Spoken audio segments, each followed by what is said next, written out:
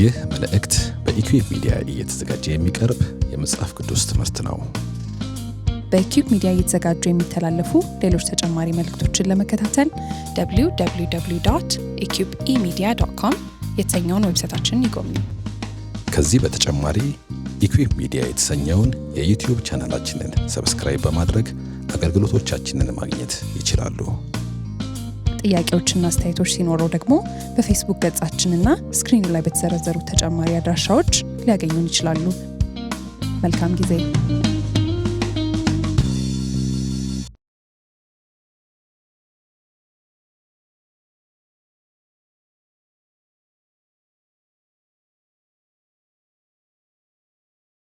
እዚህ ላይ እንደ መነሻ እነሆ እምነታችን የሚለውን ያገኝንበት ቴክስት የይሁዳ መልእክት ነው። እሱን አንድ ሁለት ጥቅሶች አንብበን በጸሎት እንድንጀምር ጠይቃችኋለሁ። የይሁዳ መልእክት ምዕራፍ የለውም፣ አንድ ነው።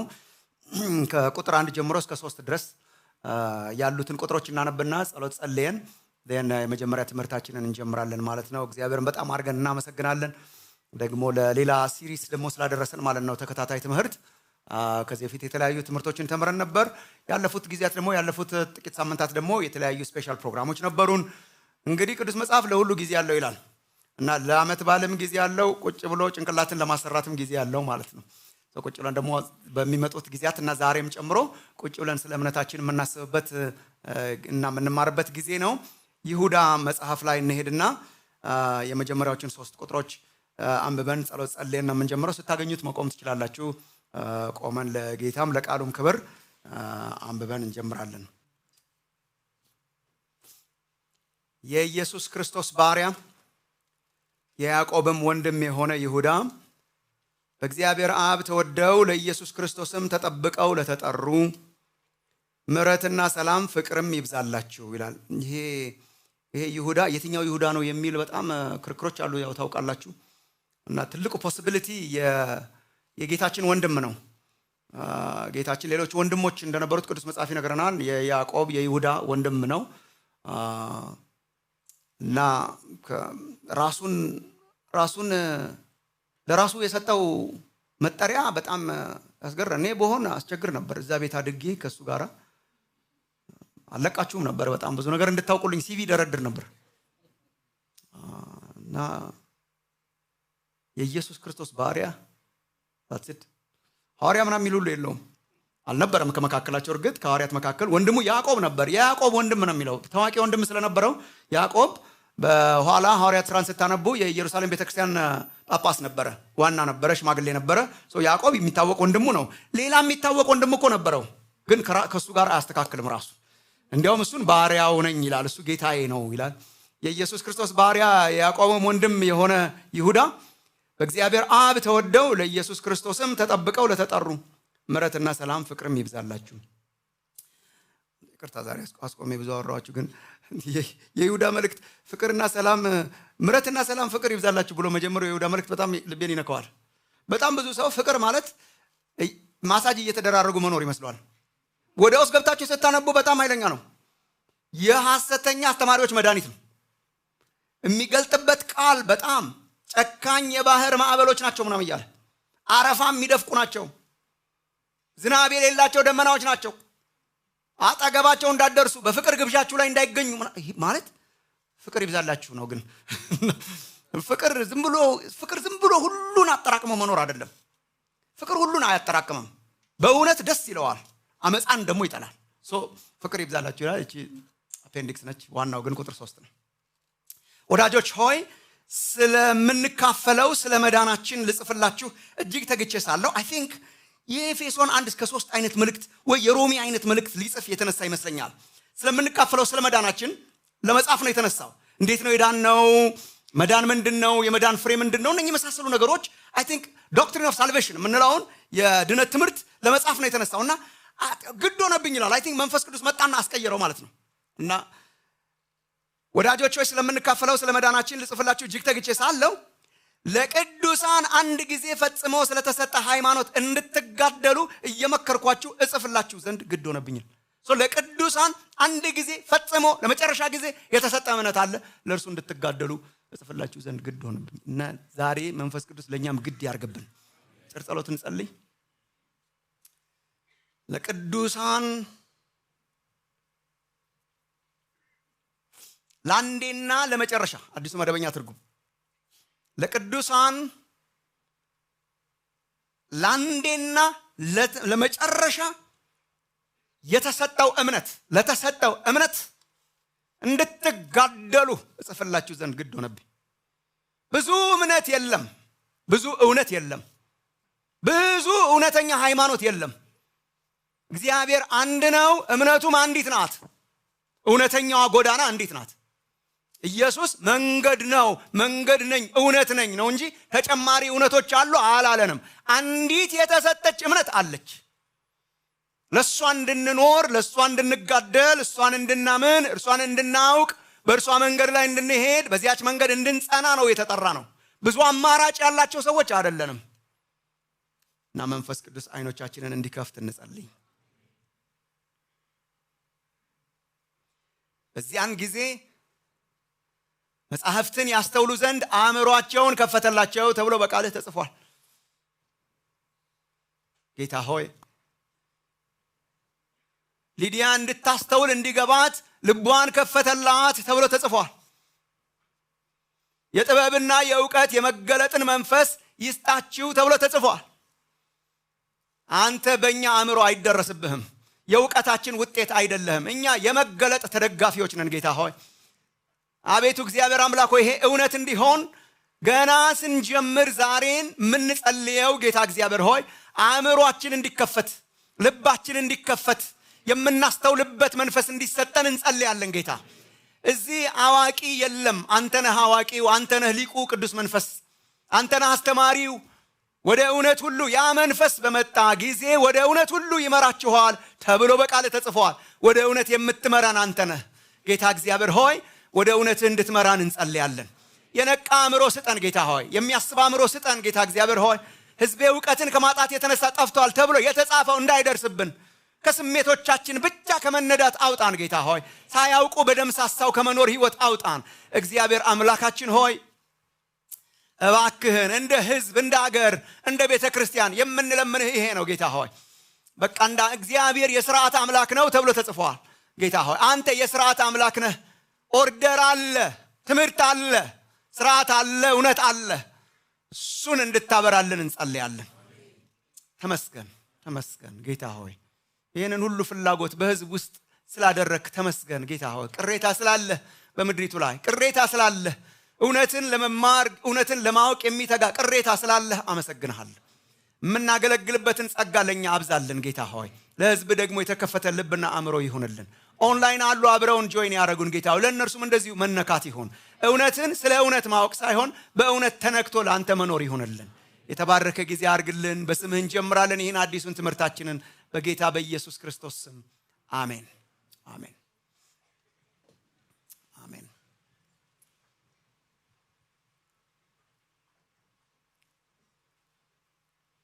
ዛሬ ትንሽ እንደ መግቢያ ነገር እሰጣችኋለሁ። ከዛ ከሚቀጥለው ሳምንት ጀምሮ ያው ቀበቶቻችንን አጥብቀን መሄድ ማለት ነው ወደ ተከታታይ ትምህርታችን። ከኛ ጋር ባለፉት ጥቂት ዓመታት ለነበራችሁ ጥቂት መጽሐፍትን ተምረናል። ምንና ምንን ተምረናል? እሱስ ተናገሯ። ኤፌሶን መልእክትና የማቴዎስ ወንጌል። ሌላስ?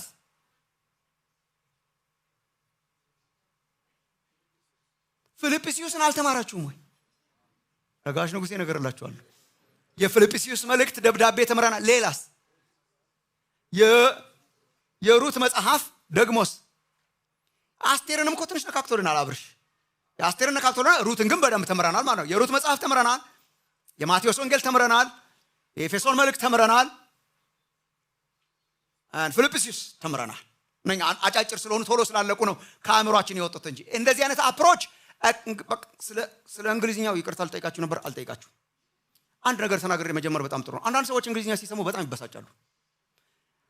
ሁለት ነገሮችን ክሊር አደርግላችኋለሁ። እንግሊዝኛ የምንናገርበት ምክንያት የእውቀታችን መግለጫ ስለሆነ አይደለም። ፔሪድ። እንግሊዝኛ መናገርና ወይም ሌላ ቋንቋ መናገር፣ አማርኛ መናገርም የእውቀት መግለጫ አይደለም። እንግሊዝኛ መናገርም የእውቀት መግለጫ አይደለም። ፈረንሳይኛ ማውራትም የእውቀት መግለጫ አይደለም። እውቀት ከቋንቋ በላይ ነው። በጣም ብዙ ማወቅ በቋንቋ ብዛት አይገለጥም። ብዙ ቋንቋ እየተናገሩ ምንም አለማወቅ ይቻላል። አንድ ቋንቋ እየተናገሩ ብዙ አዋቂ መሆን ይቻላል። ሞቲቫችንን አንደርስታንድ ማድረግ በጣም ጥሩ ነው። በእንግሊዝኛ የምናገለባብጥበት ምክንያት እኔ በእንግሊዝኛ በጣም ብዙ አገለባብጣለሁ። በአማርኛ ሳልናገረው ግን አላልፍም። እኔ የህይወቴ ጥማት ግልጽ መሆን ነው። ግልጽ መሆን ነው። የቋንቋ ጠበቃ አይደለሁም። የኢየሱስ ጠበቃ ነኝ። ኢየሱስን ግልጽ ማድረግ በጣም ፈልጋለሁ። ኢየሱስን ግልጽ ለማድረግ በመናረገው ጥረት ኦንላይንም ካላችሁ ይሄን አንደርስታንድ ማድረግ በጣም ጥሩ ነው። በአማርኛ የምናወራውን በእንግሊዝኛ ስንደግምላቸው የሚገባቸው ልጆች እዚህ ማለት አሉ። እነሱን ታዲያ ጭጭ ልበላቸው? ፌር ነው?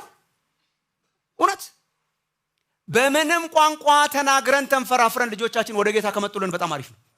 ስለዚህ የቋንቋ ሸክም ካላችሁ ቋንቋ አስተምሯቸው። እናንተ ተምረው ጨርሰው ሲመጡ እኔ በአማርኛ አወራቸዋለሁ። እዚህ ግን ጊዜ የለኝም እኔ ቋንቋ ለማስተማር። ስለዚህ በሚያውቁት ቋንቋ ለመድገም እሞክራለሁ። ማቃት እንግሊዝኛ ማለት ነው። so I repeat myself ራሴን እደግማለሁ ማለት ነው። ልክ እንደዚህ ማለት ነው።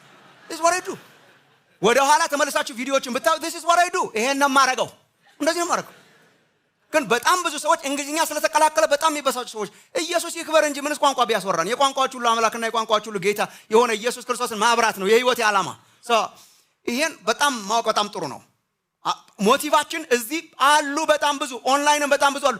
አይናችንን ጨፍነን በደም ሳሳብ አይ ቋንቋችንን ብቻ ተናገር ምን I don't represent a language I represent Christ። ይሄን ማወቅ በጣም ጥሩ ነው። ይሄን ማወቅ በጣም ጥሩ ነው። ካሁኑ ስንጀምር ክሊር አድርገን ግልጽ አድርገን ለመጀመር ማለት ነው። ግልጽ አድርገን በጣም ብዙ ወጣቶች ብቻ ሳይሆን እዚህ ከውጭ ሀገር መጥተው የሚኖሩ በጣም ብዙ አሉ። ሳንዴ ሞርኒንግ ለምሳሌ እሁድ ጠዋት የኛ እንግሊሽ ሰርቪስ ነው። አማርኛ የሚባል ነገር ማያውቁ አሉ። የኢትዮጵያ ቋንቋ ማያውቁ አሉ። ታዲያ እነሱን ምን እናርጋቸው? ቢያንስ በአማርኛ እያወራን በእንግሊዝኛ እንደግማለን። እንግሊዝኛው ሲጠፋብን በአማርኛ ብቻ እናወራለን። በቃ ምን ችግር አለ? ይሄን በጣም ብታውቁ በጣም ጥሩ ነው። ኤክስቼንጅ ነው የምናደርገው። ሸክሙ እሱ ነው። ሞቲቭ የሆነ ሌላ ነገር ማሳየት ወይ ስማርት ለመምሰል ምን አይደለም። የአዋቂነትን መገለጫ ነው ብለን አናምንም። ግን ግልጽ ለማድረግ ግን እንፈራፈራለን። ሌላ ቋንቋ ባውቀም ሞክር ነበር ስለማልችል ብቻ ነው። ይሄ በጣም ጥሩ ነው። የቅድሞቹ አይነት በመጽሐፍ የምንማራቸው ኤክስፖዚቶሪ አፕሮች ይባላል። ትንታኔያዊ ነው። ይሄ ማለት ነው አማርኛው እኮ በቃ ምንም እንደዚህ እኮ ነው የማወራው ሌላም ጊዜ በጣም ግልጽ ለማድረግ ማለት ነው። ኤክስፖዚቶሪ አፕሮች ነው። ትንታኔያዊ ነው። በመጽሐፍ እንተነትናለን። ኤፌሶንን ስንማር መጽሐፍ በመጽሐፍ ቨርስ ባይ ቨርስ ቁጥር በቁጥር ነው እየተነተነ የተማርነው። ማቴዎስንም ስንማር ልክ እንደዛ ነው። በጣም ጥሩ አፕሮች ነው።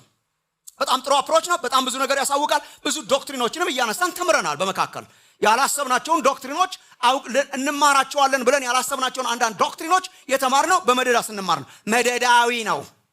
በመደዳ ነው የምንማርና አንዳንድ ቶፒኮችን ያነሳናቸው በዚህ ምክንያት ነው። በጣም ጥሩ አፕሮች ነው። ግን አሁን ትንሽ ከርሱ ፖዝ እናደርጋለን ማለት ነው። አልፎ መጽሐፍ ሲያምራችሁ ለማስገባት እንሞክራለን። አጫጭር ትንሽ ሲደክማችሁ ይሄ ማለት ነው። ፖዝ እናደርግና ይሄኛው አፕሮች ደግሞ ዶክትሪናል ነው። አስተምህሮአዊ ነው። አሁን የትኛው እንደገባችሁ ራሳችሁ መግለጽ። አስተምህሮአዊ ነው። ዶክትሪናል ነው። ቴዎሎጂካል ነው። ሲስተማቲክ ቴዎሎጂ ይባላል። ሲስተማቲክ ነው። ምን ማለት ነው? መላ መጽሐፍ ቅዱስ ምን ያስተምረናል? አባውት ሰርቴን ቶፒክ። ማቴዎስ ወንጌል ስለ እግዚአብሔር መንግስት ምን ያስተምረናል? በመደዳ ነው። አሁን ግን ስለ እግዚአብሔር መንግስት ግን የጠቅላላ መጽሐፍ ቅዱስ ምን ያስተምረናል? ሲስተማታይዝ ስለምናደርገው በሲስተም ስለምናስቀምጠው እሱ ዶክትሪናል አፕሮች ነው። ስለዚህ ከዚህ ቀጥሎ ያሉ ትምህርቶች ዶክትሪናል ነው አፕሮቹ ማለት ነው። አንድ በአንድ ዶክትሪኖችን እያነሳን ዶክትሪን ማለት ትምህርት ማለት ነው። አስተምህሮ ከግዙ ጋር ሲቀላቀል ትምህርት ማለት ነው። ቲቺንግ ማለት ነው ቤዚክሊ። ዶክትሪን በዶክትሪን እግዚአብሔር ማን ነው? መጽሐፍ ቅዱስ ምንድነው? ክርስቶስ ማን ነው? መዳን ምንድነው? ዘመነ ፍጻሜ ምንድነው? እነኚህ የመሳሰሉ ነገሮችን እያነሳን ዶክትሪኑ ነው የሚመራን ማለት ነው። ኤክስፖዚቶሪ በሚሆንበት ጊዜ ቴክስቱ ነው የሚመራን። ቃሉ ያላለውን ላለማለት ነው የምንሞክረው፣ ከርዕሱ ላለመውጣት ማለት ነው። ዶክትሪን በሚሆንበት ጊዜ ግን ዶክትሪኑ ነው የሚመራን። ስንፈልግ ዘፍጥረት ጋር እንሄዳለን፣ ሲያስፈልገን ራእይ ጋር ልንገኝ እንችላለን። አፕሮቹ የሱ አይነት ነው። ዛሬ ትንሽ መግቢያ ነገር ልስጣችሁ። ከሚቀጥለው ሳምንት ጀምሮ በደንብ እንጀምራለን። እኔ ይሁዳ 1:3 ሳነብ ሌሎችን መልእክቶች ሳነብ ወንድሞችና እህቶቼ እውነት አንዲት ናት፣ ሃይማኖት አንዲት ናት፣ እሷም የእግዚአብሔር ናት። እግዚአብሔር የሰጠን እግዚአብሔር ያቀበለን ናት። እግዚአብሔር ለሰው ልጆች የሰጣት እውነት አለች። እግዚአብሔር ለሰው ልጆች የሰጣት ሃይማኖት አለች፣ እምነት አለች። እሱ ነው የሚነግረን። እምነታችን ቀስ እያልኩ ለማውራት እሞክራለሁ። እምነታችን ከሰው የተረከብነው አይደለም። እምነቶቻችን ከአባቶቻችን የተረከብነው አይደለም። እምነታችን ፕራይመሪሊ ከእግዚአብሔር የተቀበልነው ነው። አባቶቻችን ራሱ ያገዙን ወደ ኋላ በመመለስ ነው። እግዚአብሔር የተናገረው ምንድነው በሚል ነው እንጂ የሰው አይደለም፣ የድርጅት አይደለም። እምነትና ህይወትና ትሩዝ የሆነ ሃይማኖት ድርጅት ሳይሆን ወንድሞች ሆይ ይሁዳ 1:3 አብረን ስለምንካፈለው ድነት ልጽፍላችሁ እጅግ ጓጉቼ ነበር። ነገር ግን ለቅዱሳን አንዴና ለመጨረሻ ጊዜ ስለተሰጠው እምነት ኖት እምነቶች እምነት ሃይማኖት በጥንቱ ትርጉም ለዚያች ሃይማኖት እንድትጋደሉ ምንድን ስንት ናት ሃይማኖት? አንድ። እምነት ስንት ናት? አንድ። እግዚአብሔር እምነቶች አልሰጠም። ዲፕሎማቲክ ለመሆን ስንሞክር እምነት ሁሉ ከእግዚአብሔር ነው ምናምን እንላለን። የለም እምነት ነው የሰጠው እግዚአብሔር። የትኛዋ ናት ነው እንጂ ፈልጎ ማግኘት ያለብን እምነት ነው የሰጠው፣ ሃይማኖት ነው የሰጠውና ከእግዚአብሔር ለቅዱሳን ለአንዴና ለመጨረሻ ጊዜ እግዚአብሔር አዘጋጅቶ የሰጠንን እምነት ለማወቅ ነው። እምነትን ለመፍጠር አይደለም። ማስታወሻ ደብተር ይዛችሁ እንድትመጡ ኔክስት ዊክ አሳስባችኋለሁ፣ በኋላ እናገራለሁ። ግን እምነት ለመፍጠር አይደለም አሁን እኛ የምናገረው። እምነት ለመፍጠር ሳይሆን እግዚአብሔር ለአንዴና ለመጨረሻ ጊዜ ለቅዱሳን የሰጣትን እምነት ለመረዳት ነው። we're here to understand, we're not here to create። እምነት ለመፍጠር እምነት የሆነ ነገር ለማድረግ ሳይሆን we're here to understand እግዚአብሔር የሰጣት እምነት ምንድናት እሷን ለማወቅ ነው የምንሞክረው። እንድትጋደሉ ይላል፣ ለእርሷ እንድትጋደሉ ለመጨረሻ ስለተሰጠው እምነት እንድትጋደሉ። አንድ እምነት አለ የተሰጠ የተሰፈረ፣ እሱን ለማወቅ ነው። እሺ የሃይማኖትን ጨዋታ ከሜዳው ውጪ እየተጫወትን እንዳይሆን። አሁን ኳስ ጨዋታ ምናምን በሚሆንበት ጊዜ ያው ሜክ ሹር ተጫዋቾች ማለት ሜዳው ውስጥ ሆነው የሚጫወቱ ማለት ነው። ከሜዳው ውጪ ኳስ ስትጠልዝ ብታደር ከሜዳው ውጪ ነው። ከስቴዲየም ውጪ የሚጫወቱ ልጆች አሉ። ለምሳሌ ፓራራሊ ማለት ነው። እኛ የምንከታተለው ላይቭ ስቴዲየም ውስጥ የሚጫወቱትን ነው። ጨዋታው ማለት ህጋዊ ጨዋታው እዛ ያለ ነው። ከሜዳ ውጪ እየተጫወትን ኳስ እየተጫወትን ነው ብንል አይቆጠርም። የሚቆጠረው ሜዳ ውስጥ መሆናችን ነው። ሜዳ በጅቷል ነው ወንድሞች እናቶች። ይሄን ማወቅ በጣም ጥሩ ነው። ክርስቲያኖች ሜዳ በጅቷል። እግዚአብሔር ሰፍሮ ሰጥቶናል፣ እምነትን ሰፍሮ ሰጥቶናል፣ ሃይማኖትን። ያ ኤክስፕሬሽኑ ሊለያይ ይችላል። ያንን ሃይማኖት በዚህ መልኩ ኤክስፕረስ ልናደርገው እንችላለን፣ በዚያ መልኩ ኤክስፕረስ ልናደርገው ልንቀይረው ግን አንችልም። የተሰጠ ነው፣ የተሰፈረ ነው። ዕብራውያን ምዕራፍ 2 ቁጥር 3 እስከ 4 ዕብራውያን ምዕራፍ 2 ቁጥር 3 እስከ 4 አጥብቃችሁ ያዙ ክርስቶስን የተቀበላችሁትን መገለጥ ብሎ ሲጽፍ የዕብራውያን መልእክት ጸሐፊ ይህም ያ እምነታችን ማለት ነው ክርስቶስ ተረቨሌሽን፣ ይህም በጌታ በመጀመሪያ የተነገረ ነበርና የሰሙትም ለኛ ያጸኑት እግዚአብሔርም እርሱ ራሱ እንደፈቀደ በምልክትና በድንቅ ነገር በልዩ ልዩ ተአምራትም መንፈስ ቅዱስንም በማደል አብሮ መሰከረለት። እግዚአብሔር በመንፈስ ቅዱስ መሰከረለት። ግን ደግሞ ክርስቶስ የገለጠውና ሐዋርያቱ ያጸኑት እምነት አለ፣ የተሰፈረ እምነት አለ። ሜክ ሹር እሱን ማወቃችሁን ነው የዚህ ትምህርት ሸክም። እውነት አለ፣ እምነት አለ፣ አንድ አለ። እሱን ማወቅ፣ ለሱ መኖር፣ ለሱ መጋደል ነው ጥሪያችን። የተጠራ ነው እሷን እንድናውቅ፣ የተጠራ ነው እሷን እንድናምን፣ የተጠራ ነው ለሷ እንድንጋደል፣ ለሷ እንድንቆም። አንደኛ ጢሞቴዎስ ምዕራፍ 3 ቁጥር 15 ብዘገይ ግን በእግዚአብሔር ማደሪያ ቤት መኖር እንዴት እንደሚገባ ታውቅ ዘንድ እጽፍልሃለሁ ይለዋል ቅዱስ ጳውሎስ ለጢሞቴዎስ። ቤቱም ይላል ቤተ ክርስቲያን የእውነት አምድና መሰረት የሕያው እግዚአብሔር ቤተ ክርስቲያን ነው ይላል። አምዱና መሰረቱ የቆመው እውነት ላይ ነው። ኖት እውነት ላይ ነው። አንድ ሪሊጅን፣ አንድ ሃይማኖት፣ አንድ እውነት አንድ ላይ ነው የቆመው። አምድ ማለት ሜን ፒላር የያዘው ማለት ነው። መሰረቱም አምዱም አንድ እውነት ነው። የቤተ ክርስቲያን አምድ ትሩዝ ነው፣ እውነት ነው።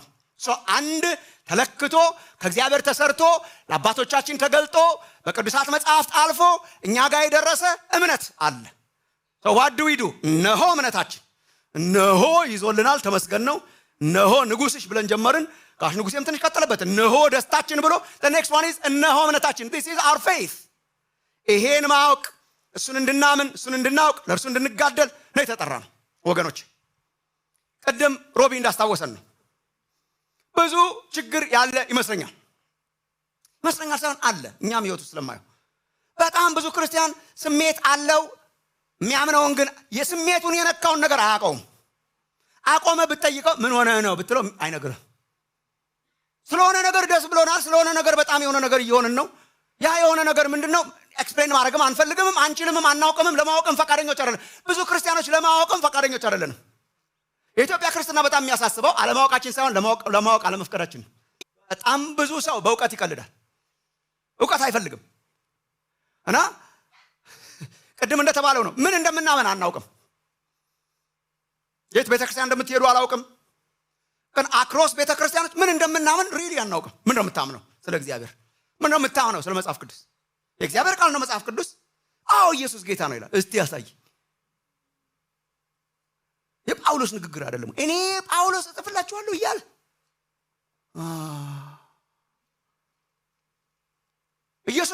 ኢየሱስ ጌታ ነው ብለን ስለምንናገረው ስለ ክርስቶስ እንኳን መናገር አንችልም። የክርስትና ትራዲሽን የእውቀት ትራዲሽን ነው። ይሄን አሳያችኋለሁ በኋላ ቀስ እያልኩ። ማወቅ፣ መማር፣ መጋደል፣ ይሄ ነው እምነቴ። በጣም ያስፈልጋል። ስሜት ትንሽ ነው የሚወስዳችሁ፣ እውቀት ነው የሚተክላችሁ። ስሜት ለአጭር ጊዜ ነው ወገኖች። ስሜት እንደ ፖፕኮርን ነው፣ አያጠግብም፣ የአጭር ጊዜ ነው። ስሜት በቀደም እዚህ ለአዲስ ዓመት እንደተተኮሰው አይነት ርችት ነው። ለትንሽ ጊዜ ኤክሳይት ያደርጋል፣ ግን በቋሚነት እንደ ፀሐይ አያበራም። ለረጅም ጊዜ አይወስዳችሁም። አባቶቻችን በመጋዝ የተሰነጠቁት ስለሚያምኑት ዶክትሪን ነው ጸንተው የቆሙት። ስሜት ትንሽ ያንቀሳቀስ ይሆናል አምልኮ ላይ፣ እሳት ፊት ግን አያቆምህም። ስሜት ስደት ፊት አያቆምህም፣ ብቻውን አያቆምም ፈጽሞ። የፈለገ ያህል ብንሆን ስሜት ትቀዘቅዛለች፣ በብርድ ትላለች። በስደት ጊዜ፣ በመከራ ጊዜ፣ በክራይሲስ ጊዜ ምንድን ነው የሚያቆመን? እውቀት። ያወቁት ነው ያቆማቸው፣ እምነታቸው ነው ያቆማቸው። አሳያችኋለሁ በኋላ። ትንሽ ነገሮችን ለማንሳት ሞክራለሁ ዛሬ ማታ ለእንትን እንዲሆነን፣ ለመነሻ እንዲሆነን። አንደኛ እምነትን የማወቅን አስፈላጊነት ትንሽ ልንገራችሁ። እምነታችንን ማወቅ፣ መሰረተ እምነትን ማወቅ፣ ዶክትሪን ማወቅ፣ አስተምህሮን ማወቅ ለምን አስፈለገን? ለምን ያስፈልገው? አስፈላጊነቱን ትንሽ ልንገራችሁ። እግዚአብሔርም ሲያጣው ስለሚወቅስ ማለት ነው። እግዚአብሔር እውቀት ሲያጣ ይወቅሳል። እግዚአብሔርን ማወቅ፣ ቅዱሳት መጽሐፍትን አለማወቅ እግዚአብሔር ይወቅሳል እኮ። እግዚአብሔርን ማወቅ ሲጠፋ ይወቅሳል። ቅዱሳት መጽሐፍትን አለማወቅ ሲበዛ ይወቅሳል። እግዚአብሔር የእውቀት አምላክ ነው። አእምሯችንን የሰራው እሱ ነው ወገኖች። ክርስትና ከዘመን ዘመን መሻገር ካለበት የእውቀት ሶሳይቲ መሆን አለብን። ምን አይነት እውቀት እንመጣበታለን፣ ግን it is important። ሆሴ ምዕራፍ 4 ቁጥር 6 ሆሴ ምዕራፍ 4 ቁጥር 6 ሕዝቤ እውቀት ከማጣቱ የተነሳ ጠፍቷል። እውቀት ከማጣቱ የተነሳ ጠፍቷል፣ አንተም እውቀትን ጠልተሃልና። እኮ ነው ለኛ ዘመን የተጻፈ ነው ይመስል። አንተም እውቀትን ጠልተሃልና እኔ ካህን እንዳትሆን እጠላሃለሁ ይላል። ካህናትን ማለት ነው ስለማያስተምሩ እውቀት ጠል ስለሆኑ የአምላክህንም ሕግ ረስተሃልና። ይሄ ነው እኮ እውቀት ማለት። እውቀት አለመኖር ማለት ረስተሃል፣ ሕጉን ረስተሃል፣ መጽሐፉን ረስተሃል፣ እውቀትን ጠልተሃል። እኔ ካህን እንዳትሆን እጠላሃለሁ። ምሳሌ ምዕራፍ 19 ቁጥር 2 ዛሬ ነው በአዲሱ መደበኛ ትርጉም እንደገና በደንብ አድርጌ ያዩት። ይችን ድሮ ማውቃት ነበር፣ ጥቅሷን ትገርመኝ ነበር። ምሳሌ 19:2 ላይ ንጉሥ ሰሎሞን በምሳሌው ነፍስ እውቀት የሌለባት ትሆን ዘንድ መልካም አይደለም ይላል። ነፍስ እውቀት የሌለባት ትሆን ዘንድ መልካም አይደለም፣ እግሩንም የሚያፈጥን ከመንገድ ይስታል ይላል። አዲሱ መደበኛ ትርጉም እውቀት አልባ የሆነ ቀናይነት መልካም አይደለም ይላል። ጥድፊያም መንገድን ያስታል ይላል። ኦ ማይ ጎድነስ! የዘመኑ አማኞች ይችን ማስተዋል አለብን። እውቀት አልባ የሆነ ነፍስ የሚላት ይች ነው። እውቀት አልባ የሆነ ቀናይነት የሚለው ፓሽን፣ ግለት አይኑርህ አይደለም። ባይ ዘ ወይ ግለት አይኑርህ አይደለም። እውቀት አልባ የሆነ ግለት፣ እውቀት አልባ የሆነ ፓሽን በቃ በእግዚአብሔር ዘንድ መልካም አይደለም። ነፍስ ማለት ግለቷ፣ ፓሽን፣ ብዙ ሰው ያለው ኢንትረስት ያዘው፣ እሷ በእውቀት ስትሆን ነው። እውቀት የሌላት ከሆነ መልካም አይደለም። ጥድፊያ ዝም ብሎ መንገድን ያስታል ይላል። ለምን ያስፈልጋል እውቀት? ቶሎ ብዬ ላስይዛችሁ፣ ኖት የምትይዙ ካላችሁ። መጀመሪያ ለምን ያስፈልጋል የሚለውን ከማወቃችን በፊት ከማየታችን በፊት እውቀትን የሚጠሉ ሰዎች የሚሰጧቸውን ሰበቦች ልንገራችሁ ትንሽ። እውቀት ጠል የሆኑ ሰዎች የሚያነሷቸው ሰበቦች ስንፍናቸውን ለመደበቅ ማንበብ አይፈልጉ፣ መጽሐፍ ቅዱስን ጨምሮ ጥቅስ አይጠቅሱ፣ ምንም በቃ እና ሰበብ አላቸው። እነኚህን እኔ አንበሳ በመንገድ አለ ነው የምላቸው ክርስቲያኖችን። ስለዚህ ይላችኋል ሰነፍ መጽሐፈ ምሳሌ ውስጥ አንዱ የተመሰለው ሰበበኝነቱ ነው። ይሳለቅበታል። እኔ ሰነፍን መጫወቻ ያደርገዋል መጽሐፈ ምሳሌ መጫወቻ። ሰነፍ አልጋው ላይ እንደተጣበቀ በር ያደርገዋል እንደ መቃን። አልጋው ላይ በማጠፊያ ላይ ሆኖ ይገላበጣል ይላል መጀመሪያ ተይዞ ማለት ነው። አልጋው ላይ ተሰፍቶ መጫወቻ ያደርገዋል። ሰነፍ እጁን ወጭት ውስጥ ያጣልቅና ለመብላት እንደዚህ ገብቶ እኮ ነው ኦፖርቹኒቲውን ይዞት ወደ አፉ ለማምጣት ጭንቅ ነው ለሱ ይላል። መሳለቅ ያደርገዋል። ጉንዳን ጋር ሄደ ተማር ይለዋል። ሌላ ሰው አልሰማ ስላለ ወደ ግብረ ጉንዳን ሄደና ተማር አንተ ሰነፍ ምን ይለዋል። ሰነፍ በጣም መጫወቻ ነው የሚያደርገው። አንዱ ሰነፍ ይላል አንበሳ በመንገድ አለ ይላል። አንበሳ በጎዳና አለ ይላል። ላለመሄድ እኮ ነው። ሄዶ አይቶ አይደለም ዲስከቨር ተደርጎ አይደለም። ሂድ ስትል አልሄድም። ለምን? አንበሳ በጎዳና አለ። ሰበበኝነት ይባላል። የሰነፍ አንዱ መታወቂያ ሰበብ ነው። ሰነፍና ሰበብ ጎን ለጎን ናቸው። አይ ይሄ ነገር ግን ጥሩ አይመስለኝም ወገኖቼ እናስብበት። አንበሳ በመንገድ አለ የሚሏቸውን ላሳያቸው። አንደኛ ክርስቲያን በቃ የተካበደ ነገር አልፈልግም ነው። የተካበደ ነገር አልፈልግም። በጣም ብዙ አማኝ ውስጥ ያለች አንዲት ነገር የተካበደ ነገር። እኔ እኮ በጣም እኮ ኤግዛክትሊ አዲስ ኪዳን ላይ ኢየሱስን ይከተል የነበረውን ህዝብ ነው የምንመስለው አንዳንዶቻችን። ኑ አበላችኋለሁ ይሰበሰባል። ነጣው እንደውም ለማንገስ ይፈልጋሉ። ሰው ሁሉ ይሄን ይፈልጋል። ያኔ ምግብ ነው ያባዛው ኢየሱስ። አሁን ብር እናባዛለን እያሏችሁ ነው። ቬሪ ኢንትረስቲንግ በጣም ኢንትረስቲንግ ባንች እየተነሱ ነው። ዋይ ብለን እንሄዳለን።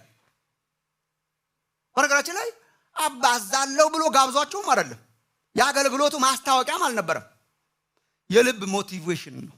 ሲያያቸው ስላልበሉ አዘነላቸው። አዝኖ አበዛ። ተሰበሰበ ብዙ ህዝብ። እሱም ያስተምር ጀመር። ትምህርቱ ጠለቅ ያለ ዕውቀትን አመላካች እየሆነ ሲመጣ ዮሐንስ ወንጌል ምዕራፍ 6 ማንበብ ትችላላችሁ። እንዴት የሚያስጨንቅ ንግግር ነው እያለ ነው ሰው ሁሉ። ጉባኤው የተናደው አስጨንቋቸው ነው። ልክ እንደኛ ናቸው። የተካበደ ነገር አታምጣ፣ በቃ የተካበደ ነገር ስጋዬን ያልበላ ደሜን ያልጠጣ ይል ነበር ይዛን ቀን። ተካበደ በጣም። አንዳንድ ሰዎች ሰበባቸው ምንድን ነው? የተካበደ ነገር አልፈልግም። እሺ ወተት ጋተኝ። ወተት የእግዚአብሔር ቃል በወተት ተመስሏል። ወደፊትም እናየዋለን። በስጋ ተመስሏል፣ በአጥንት ተመስሏል። በወተት ተመስሏል፣ በስጋ ተመስሏል፣ በአጥንት ተመስሏል። ሌሎች ምሳሌዎችም አሉት። ወተትን ብዙ ጊዜ ኔጌቲቭ ነው መጽሐፍ ቅዱስ የሚያነሳ። ኢትስ ኔጌቲቭሊ የሚያስፈልግበት ዘመን አለ፣ ግን ቶሎ እንድታልፈው ነው የሚፈልገው። አሁንም የሚያስፈልጋችሁ ወተት ነው እንዴ ይላል ጳውሎስ ቆሮንቶሳውያን። ያኔ እኮ ስመጣ ወተት ጋትኳችሁ ይላል። ጊዜ አለው ልጆቻችንን እንደዚህ ያደርግን ጊዜ አለው፣ ግን 15 ዓመት ሆኖት ወተት ብቻ ጊዜ አለው። ግን የሀብት ሙቭ ብዙ ክርስቲያን ወተት ተስማምቶታል። ወተት ማለት ቀለል ያለ ዶክትሪን ማለት ነው። ቀለል ያሉ ነገሮች ስንጀምር ጥሩ ነው። አባብላታለሁ ነው ያለው። እሱም ኮርትሺፑን አባብላታለሁ ከዛ ቀስ ያለ ወደ ምድረ በዳ ውስጥ ለልቧ እናገራታለሁ ይላል። አባብላታለሁ ላይ ቆሟል ሰው።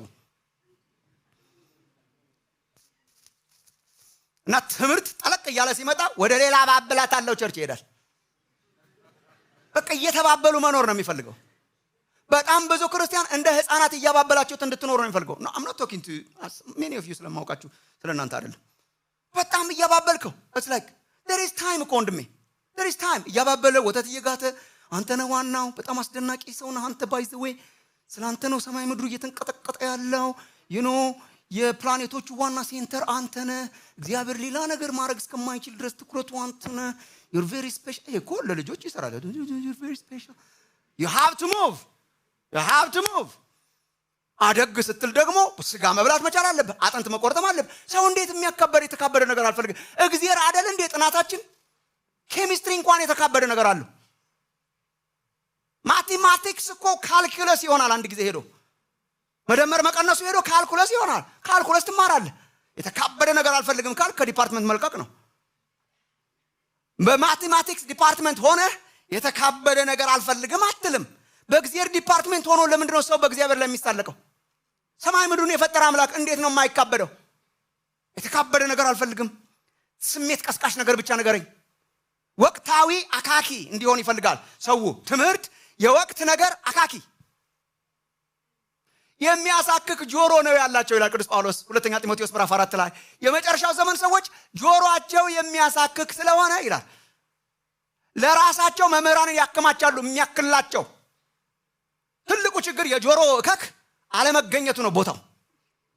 ሞክራችሁ ታውቁ እንደሆነ አሜዚንግ አንቢሊቨብል ፒክቸር ነው ሁለተኛ ጢሞቴዎስ 4 ላይ ጳውሎስ የሚናገረው ቃሉን ስበክ ብሎት ምን መሰለ ሰዎቹ ይላል ሰዎቹ ምኞት ነጋሪ ይፈልጋሉ ምክንያቱም የሚያሳክክ ጆሮ አላቸው ይላል። ምን አይነት ፒክቸር ነው የተጠቀመው? አይ መገለጥ መሆን አለበት።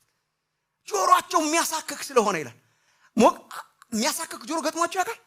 እንዴት እንዳልኩ ማለት የሆነ ነገር መቃ መንፈስ ያመጣው ነው የሚመስለው። በዚህ ይመስላል፣ በዚህ ትሞክራለህ፣ በዛ ይመስላል፣ በዚህ አንዳንድ ሰዎች ጆሮአቸውን ይጎዳሉ አንዳንድ ነገር እየከተቱ። ብዙ ክርስቲያን እኮ እንደዛ ነው በቃ እየከተተ ጆሮዬን እከክልኝ፣ ፍላጎቴን እከክልኝ፣ የዛሬን እከክልኝ። እንዴ ቅራቅንቦ አጠራቅም የለሃለሁ ብለህ ልትቀርብ ነው በእግዚአብሔር ፊት ስትሞት? ወይስ ሃይማኖትን ጠብቄያለሁ? ስለ ሰሞኑ ቅራቅንቦ ንገረኝ። እንዴት አርጌ በጣም ብዙ መኪና፣ እንዴት አርጌ በጣም ብዙ ቤት፣ እንዴት አርጌ በጣም ብዙ ነገር፣ እንዴት አርጌ በጣም ብዙ ጀት ይዘኸው ልትቀርብለትና ኢምፕረስ ልታደርገው ነው የሰማይና የምድሩን ሰሪ ፀሐያትን ያበጀውን ሎክ ያሉት በእግዚአብሔር ፊት ሃይማኖቱን ጠብቄያለሁ። I have kept the faith። ይሄ ነው እግዚአብሔር ኢምፕረስ የሚያደርገው። ይህ ወቅታዊ ነገር ዘላለማዊውን እየተማርን ወቅታዊ ዘላለማዊ ነው እንደዚህ የሚል መጽሐፍ አለው ጋሽ ንጉሴ። ወቅታዊ ዘላለማዊውን እየተማርን ወቅታዊውን ከመለሰልን ነው እንጂ ወቅታዊ ነገር ብቻ እንደ ህፃናት እና አብዛኛው እንደዛ ነው። በቃ ወተት ስጠኝ፣ የተካበረ ነገር አልፈልግም። የተካበረ ነገር ካለ ቸርች ትቼ ሄዳለሁ ምናምን ይላሉ። የኛ ዘመን ቸርቾች ደግሞ ደንበኛ ተኮር ናቸው። ገበያተኞች ነን። ህዝብ መሰብሰብ ነው ዓላማችን። ደንበኛ ከሚጎዳ ትምህርት እየጎዳን እንኖራለን። ደንበኛ ንጉስ ነው። it's very sad በየቸርቹ ያለው እብደት very sad። ደንበኛ ንጉስ ነው። አሳብደኝ ይላል፣ ያሳብዷል። አረ ቆይ ወደ አእምሮ እንመለስና አንዳንድ ጊዜ ድሮ አጋንንት ስናወጣ ወደ አእምሮ መልሰው እንደነበር አሁን እኛ ሳያስፈልገን አይቀርም። ወደ አእምሮ እንመለስና ትንሽ እናውራ ስትለው አይ ይላል። ደንበኛ እንዳይሄድ እኛም ማከማቻ። ቤተክርስቲያን የደንበኛ ማከማቻ መርከብ አይደለችም። እውነት ነው አምዷ። ተረድተን ነው የምንከተለው። ያመነውን አውቀን ነው የምንከተለው። እግዚአብሔር ያለ አዋቂዎች አጫዋች አይደለም። ነርሰሪ ነገር አይደለም ቸርች። እግዚአብሔር አላዋቂዎችን እየሰበሰበ የሚያጫውትበት አይደለም። ይጋት ነው ለመቆም እነዚህ አብዛኛው ሰው እንደዛ ነው። የተካበረ ነገር አልፈልግም። 2 አንበሳ በመንገድ አለ አይ ይላል። አንዳንዱ ደግሞ ዋናው ዕውቀት አይደለም። ጥቅስ ይጠቅሳል፣ ፊደል ይገድላል፣ ዕውቀት ያስታበያል የሚሉ ጥቅሶች አሉ። አውት ኦፍ ኮንቴክስት የሚያመጣቸው ዕውቀት ያስታበያል፣ ፊደል ይገድላል። መንፈስ ነው ዋናው ነው። መንፈስ ነው ዋናው። ብዙ አይለይም ከመጀመሪያዎቹ ግን በጣም የኢትዮጵያን ኤቫንጀሊካል በጣም እየገደለ ያለ ነገር መንፈስ ቅዱስንና ዕውቀትን ማጣላት ነው። ዘመዳሞቹን አንድ ላይ ዕውቀትና ሙቀት እኮ አንድ ላይ ናቸው በእግዚአብሔር ቃል ውስጥ። መንፈስ ቅዱስ እኮ የዕውቀት መንፈስ እንደተባላውቃችኋል። ኢሳይያስ 11 ላይ የዕውቀት መንፈስ ነው መንፈስ ቅዱስ። ሲመጣ ያስተምራችኋል አይደል እንደተባለው፣ ሲመጣ ያሳብዳችኋል ነው እንዴ? ማስተማር ማለት እኮ እንደዚህ ነው። ቁጭ አድርጎ ወደ እውነት ሁሉ ይመራችኋል። በምድረ በዳ እስራኤል ሲጓዝ ነህምያ እንደሚነግረን በምድረ በዳ እስራኤል ሲጓዝ አንዱ የሚያመሰግንበት ምክንያት ነህምያ ታስተምራቸው ዘንድ መልካሙን መንፈስ ሰጣቸው ይላል። መንፈስ እኮ አስተማሪ ነው፣ አሳዋቂ ነው። መንፈስ ነው ዋናው ይላል። ልምምድ ነው ዋናው፣ ሙቀት ነው ዋናው። እና ለእነኚህ ሰዎች ብዙ ጥቅስ የለኝም፣ አንድ ብቻ ጠቅሼ አልፋለሁ። ስለ ጸጋ ስጦታና ስለ መንፈስ ቅዱስ መማር ከፈለጋችሁ ካሪዝማቲክ ጊፍት አንደኛ ቆሮንቶስ ምዕራፍ አንደኛ ቆሮንቶስ ምዕራፍ 12 እስከ 14 ማንበብ ነው። የጸጋ ስጦታዎች ምን እንደሆኑ፣ በመንፈስ መሞላትን፣ በጸጋ ማገልገልን፣ about charismatic gifts በጣም ብዙ ነገር ይናገራል። እና እንደውም ፈልጉ ይላል አንደኛ ቆሮንቶስ 14 1 ላይ ፍቅርን ተከታተሉ፣ መንፈሳዊ ስጦታንም charismatic gifts መንፈሳዊ ስጦታንም ይልቁን ትንቢት መናገርን በብርቱ ፈልጉ ይላል። ይሄው ሙቀት ነው። ትንቢት መናገርን በብርቱ ፈልጉ ይልና ልምምድ ላይ ሲሄድ ግን ምዕራፍ 14 ቁጥር 20 ወረድ ብሎ in the same chapter እዚያው ምዕራፍ 14 ቁጥር 20 ላይ ወንድሞች ሆይ በአእምሮ ሕፃናት አትሁኑ። ይሄን ሜቢ መለጥፍ ይኖርብን ይሆን? በአእምሮ ሕፃናት አትሁኑ፣ ለክፋት ነገር ሕፃናት ሁኑ እንጂ በአእምሮ የበሰሉ ሁኑ። where do you put this? በአእምሮ የበሰሉ ሁኑ in the context of charismatic gifts። ማን ነው የጸጋ ስጦታን ያለ ዕውቀት አንቦጫርቀው ያለው? መንፈስ ቅዱስ እኮ መጫወቻ ሆነ። ማን ነው መንፈስ ቅዱስን ፈልጉ ይልና ግን በአእምሮ የበሰሉ? መንፈስ ቅዱስ ኤክስፒሪየንስ ክርስቶስን የሚያከብረው በእውቀት ላይ ሲመሰረት ነው።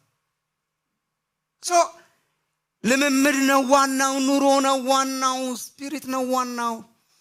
አይ ብዙ ይሄ እንኳን ሚዛን የሚደፋም ነገር ስላልሆነ ዝም ብሎ በከንቱ እንዳልጮህባችሁ ሶስተኛ አንድ ልጨምርላችሁና ወደ ዋናዎቹ ሄዳለሁ። ዶክትሪን አያስፈልግም፣ ትምህርት አንማርም፣ ትምህርት አያስፈልግም፣ ትምህርት ተኮር መሆን የለብንም። ለምን? ይከፋፍላል ነው። ይከፋፍላል። ትምህርት አይደለም ወይ ሁሉ ጣጣ ያመጣብን?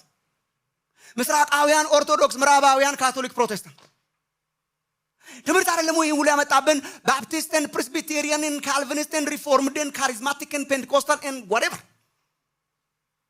እና ከምንከፋፈል አርፈን አንወቅ። በጣም የሚገርም ነው። አለማወቅ አይሻልም ወይ?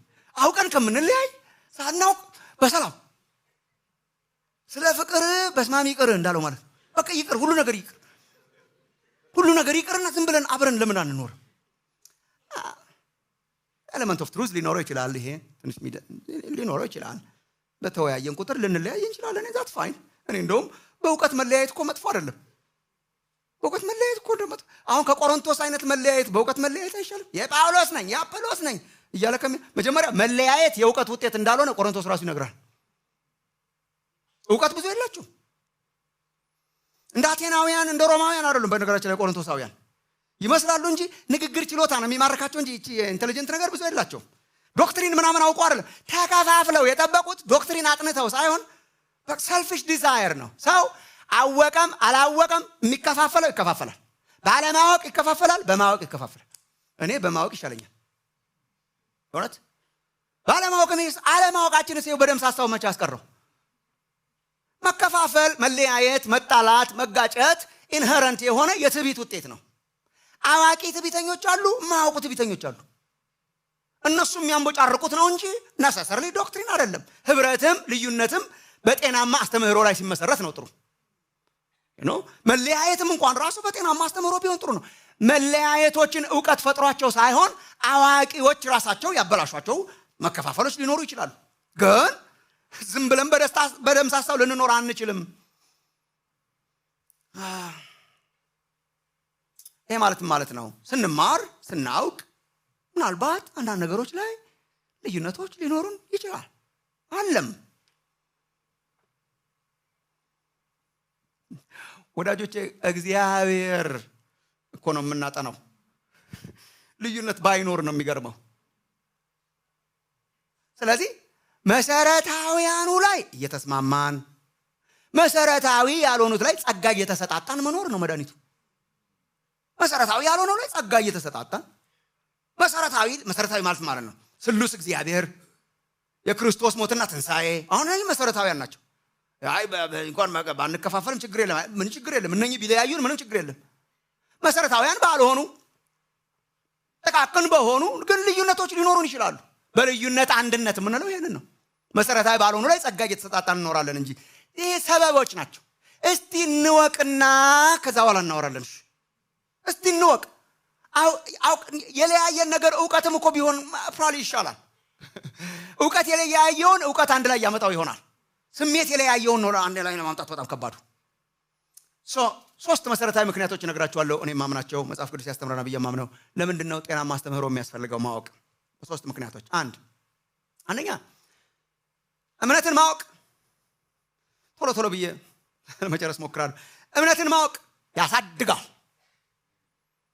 እምነትን ማወቅ፣ ዶክትሪን ማወቅ ያሳድጋል፣ ያበስላል፣ ወደ ማቹሪቲ ያመጣል።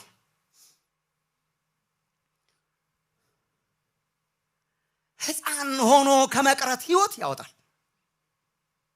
የሚያውቁ፣ የሚማሩ፣ የሚያነቡ፣ የሚያሰላስሉ፣ የሚያስቡ፣ እምነታቸውን የሚያውቁ እየበሰሉ ይመጣሉ።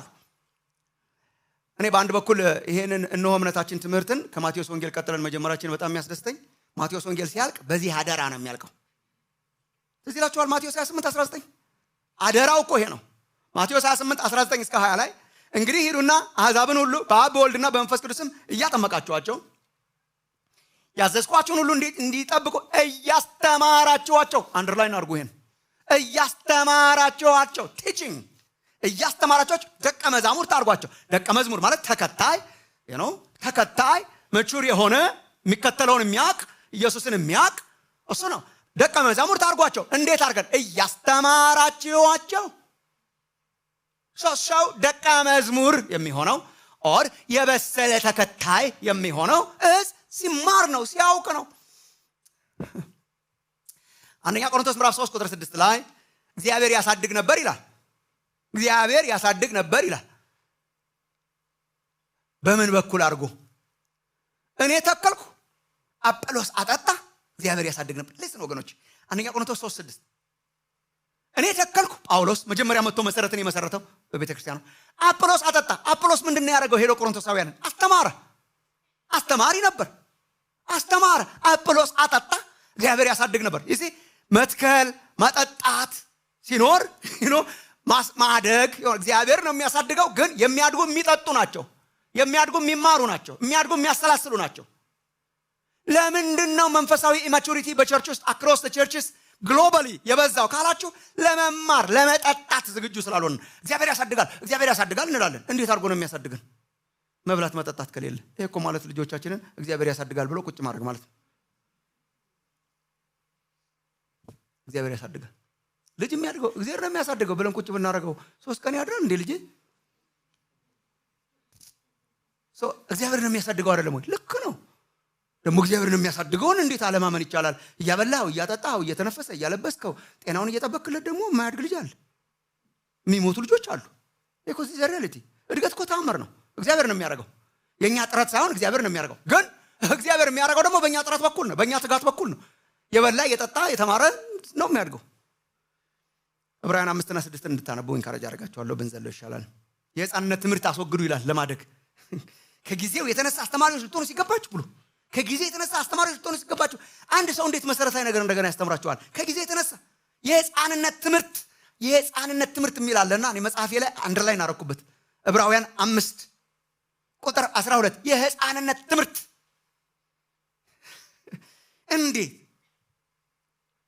እንዴት ወተት ያስፈልጋቸዋል? እንዴት የሕፃንነት ሰው የሚበስለው ሲማር፣ ሲታው የመጀመሪያዎችን እየተወ እየጠለቀ ሲማር ሰው ያድጋል፣ ማቹሪቲን ያመጣል። 2 እምነትን ማወቅ ወገኖቼ ይጠብቃል። እምነትን ማወቅ ፕሮቴክት ያደርጋችኋል። በጣም ብዙ ስህተት በዓለም ላይ አለ። በጣም ብዙዎቹ ደግሞ እያስፈራራናችሁ እንደሆነ ይነግሯችኋል። ስህተት ይላሉ እና ማሙሻ ቆመው እና ይሄ ገበሬ እርሻ ላይ የሚያስቀምጠው ይሄ ሰው መሳይ ነገር አለ አይደል? ማስፈራሪያ ወፎች ዝም ብሎ እኮ ነው የለም፣ በቃ ዝም ብሎ እኮ ነው የለም፣ ዝም ብሎ አለ።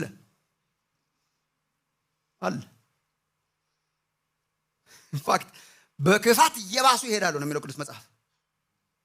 ክፋት አለ፣ ሰልፊሽነስ አለ። እዚህ መድረክ ላይ ብዙ ጊዜ እንደነገርኳቸው አራጆች አሉ፣ ቄራ አላቸው፣ ለመንጋው የማይራሩ። ይሄኛ እኮ ያመጣንላችሁ ስም አይደለም። ለመንጋው የማይራሩ ጨካኞች ተኩላዎች። ሐዋርያት ሥራ ምዕራፍ 20 አሜን። ይሄ አሁን 21 ሴንቸሪ አይደል? ምንም የማይራሩ አሉ። ያስተምረው የትምህርቱ ኮንፊውዥን ማመን አትችልም። በየነጋታው በተነሱ ቁጥር አዳዲስ የሚፈረበርኳሉ። እንደውም ከዛሬ ጀምሮ እንትን ሆኗል ይላል። የተቀበልነው እምነት እያለ ሊሰጥ ይሞክራል። እንደውም ከዛሬ ጀምሮ በቃ እኔ ራሴ አምላክስ ብሆን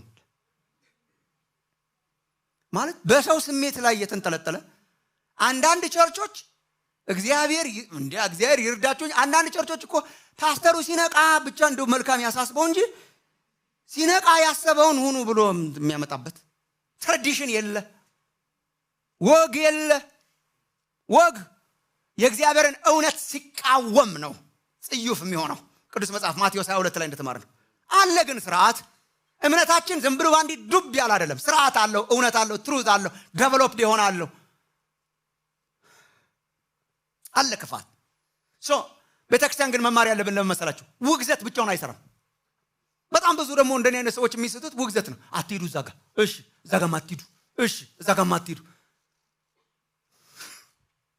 ታማው እኮ መንጋው እኮ መብላት አለበት። የተመረዘ ሳር እንዳይበላ እዛኛውም እንዳበላ እዚህ ምንም ይበላል። የኢትዮጵያ ቸርቾች አንዱ የሚያሳዝነኝ ነገር የሚበላ የላቸውም። እዛ እንዳንበላ ይከለክሉናል። እዛ እንዳንበላ እኮ እዚህ ማጥገብ በጣም ያስፈልጋል። that's why እነሆ እምነታችን ብለን የጀመርነው ማጥገብ እኮ ያስጀመር። ማቴዎስ ማርቆስ ምናምን ያልክ ማስተማር አይ ደንበኛ ይቀንሳል። እኛ ኢንተርቴነር አይደለን። ኢንተርቴን ላረጋችሁ አልቆምም። እኔ በምንም አይነት ለማዝናናት አንቆምም፣ ለማሳቅ አንቆምም። ስናወራ ትስቁ ይሆናል እንጂ መሳቅን አላማ አድርገን ልንይዝ አንችልም። የሚጠብቃችሁ መሳቃችሁ ሳይሆን የሚጠብቃችሁ ማወቃችሁ ነው። አልቅሳችሁም እወቁ፣ ስቃችሁም እወቁ፣ ብቻ እወቁ፣ ይጠብቃችኋል።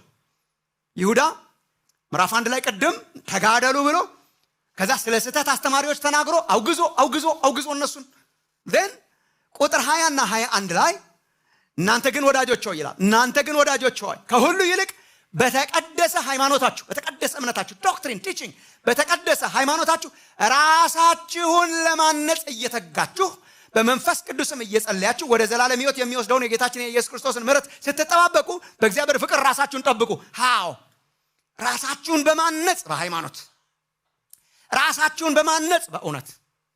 ከክፋት የምንጠበቀው እውነትን ስናውቅ ነው። ለእውነት ስንቆም ክፋት ራሱ ይለቃል። ወንድሞቼ መማር ነው ነፃ የሚያወጣችሁ፣ ማወቅ ነው ነፃ የሚያወጣችሁ። የማያውቅ ምዕመን ያለ አዋቂዎች መጨፈሪያ ይሆናል። አላዋቂ ሁሉ አዋቂ ይሆናል። ይሆንባችኋል ላያችሁ ላይ። ኧረ ይሄ ጥቅስ ግን ብላችሁ በር ላይ ካላስቆማችሁት ምንም የማያውቅ ሰውዬ በላያችሁ ላይ ይሰለጥናል። አዋቂ ሶሳይቲ እኮ ቢያንስ ኖ ይሄ ቨርስ ምን ይላል? ወንድሞች እውቀት ጠል እንድንሆን ያረገን ራሱ እኔ it must be a spiritual battle መሆን አለበት። አስቀድሞ ከዚህ ነው ያገኘን። አላወቅንም ነበር። ከዚህ በላይ እውቀት ምን ይሰራል እያለ ሳናስበው እኛም አሜን እያለን ሳናቅ አእምሮህን ውጭ አስቀምጥ። ስትገባ ጭንቅላትን አውጥተህ በቃ እዚህ እውቀት የሚባል የለም አሜን እያላችሁ እያለን ቀስ እያለን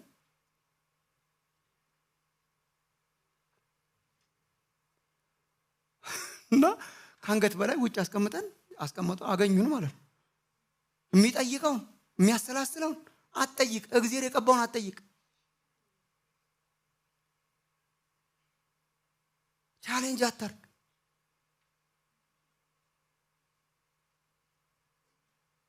አሉ መከረኛና አሮንና ማርያም በሙሴ ላይ በተነሱ ጊዜ እንትን ሆኑ። ዳዊት አለ አንድ ጊዜ እንትናን አግኝቶ ሳውልን አግኝቶ ጨርቁ ቆርጦ ሲተው አንዱ የተናገረው ጌታ የቀባውን ያልነካም ምናምን ብሎ በቃ የተቀባንን ሳውል ከሆናችሁ እሺ።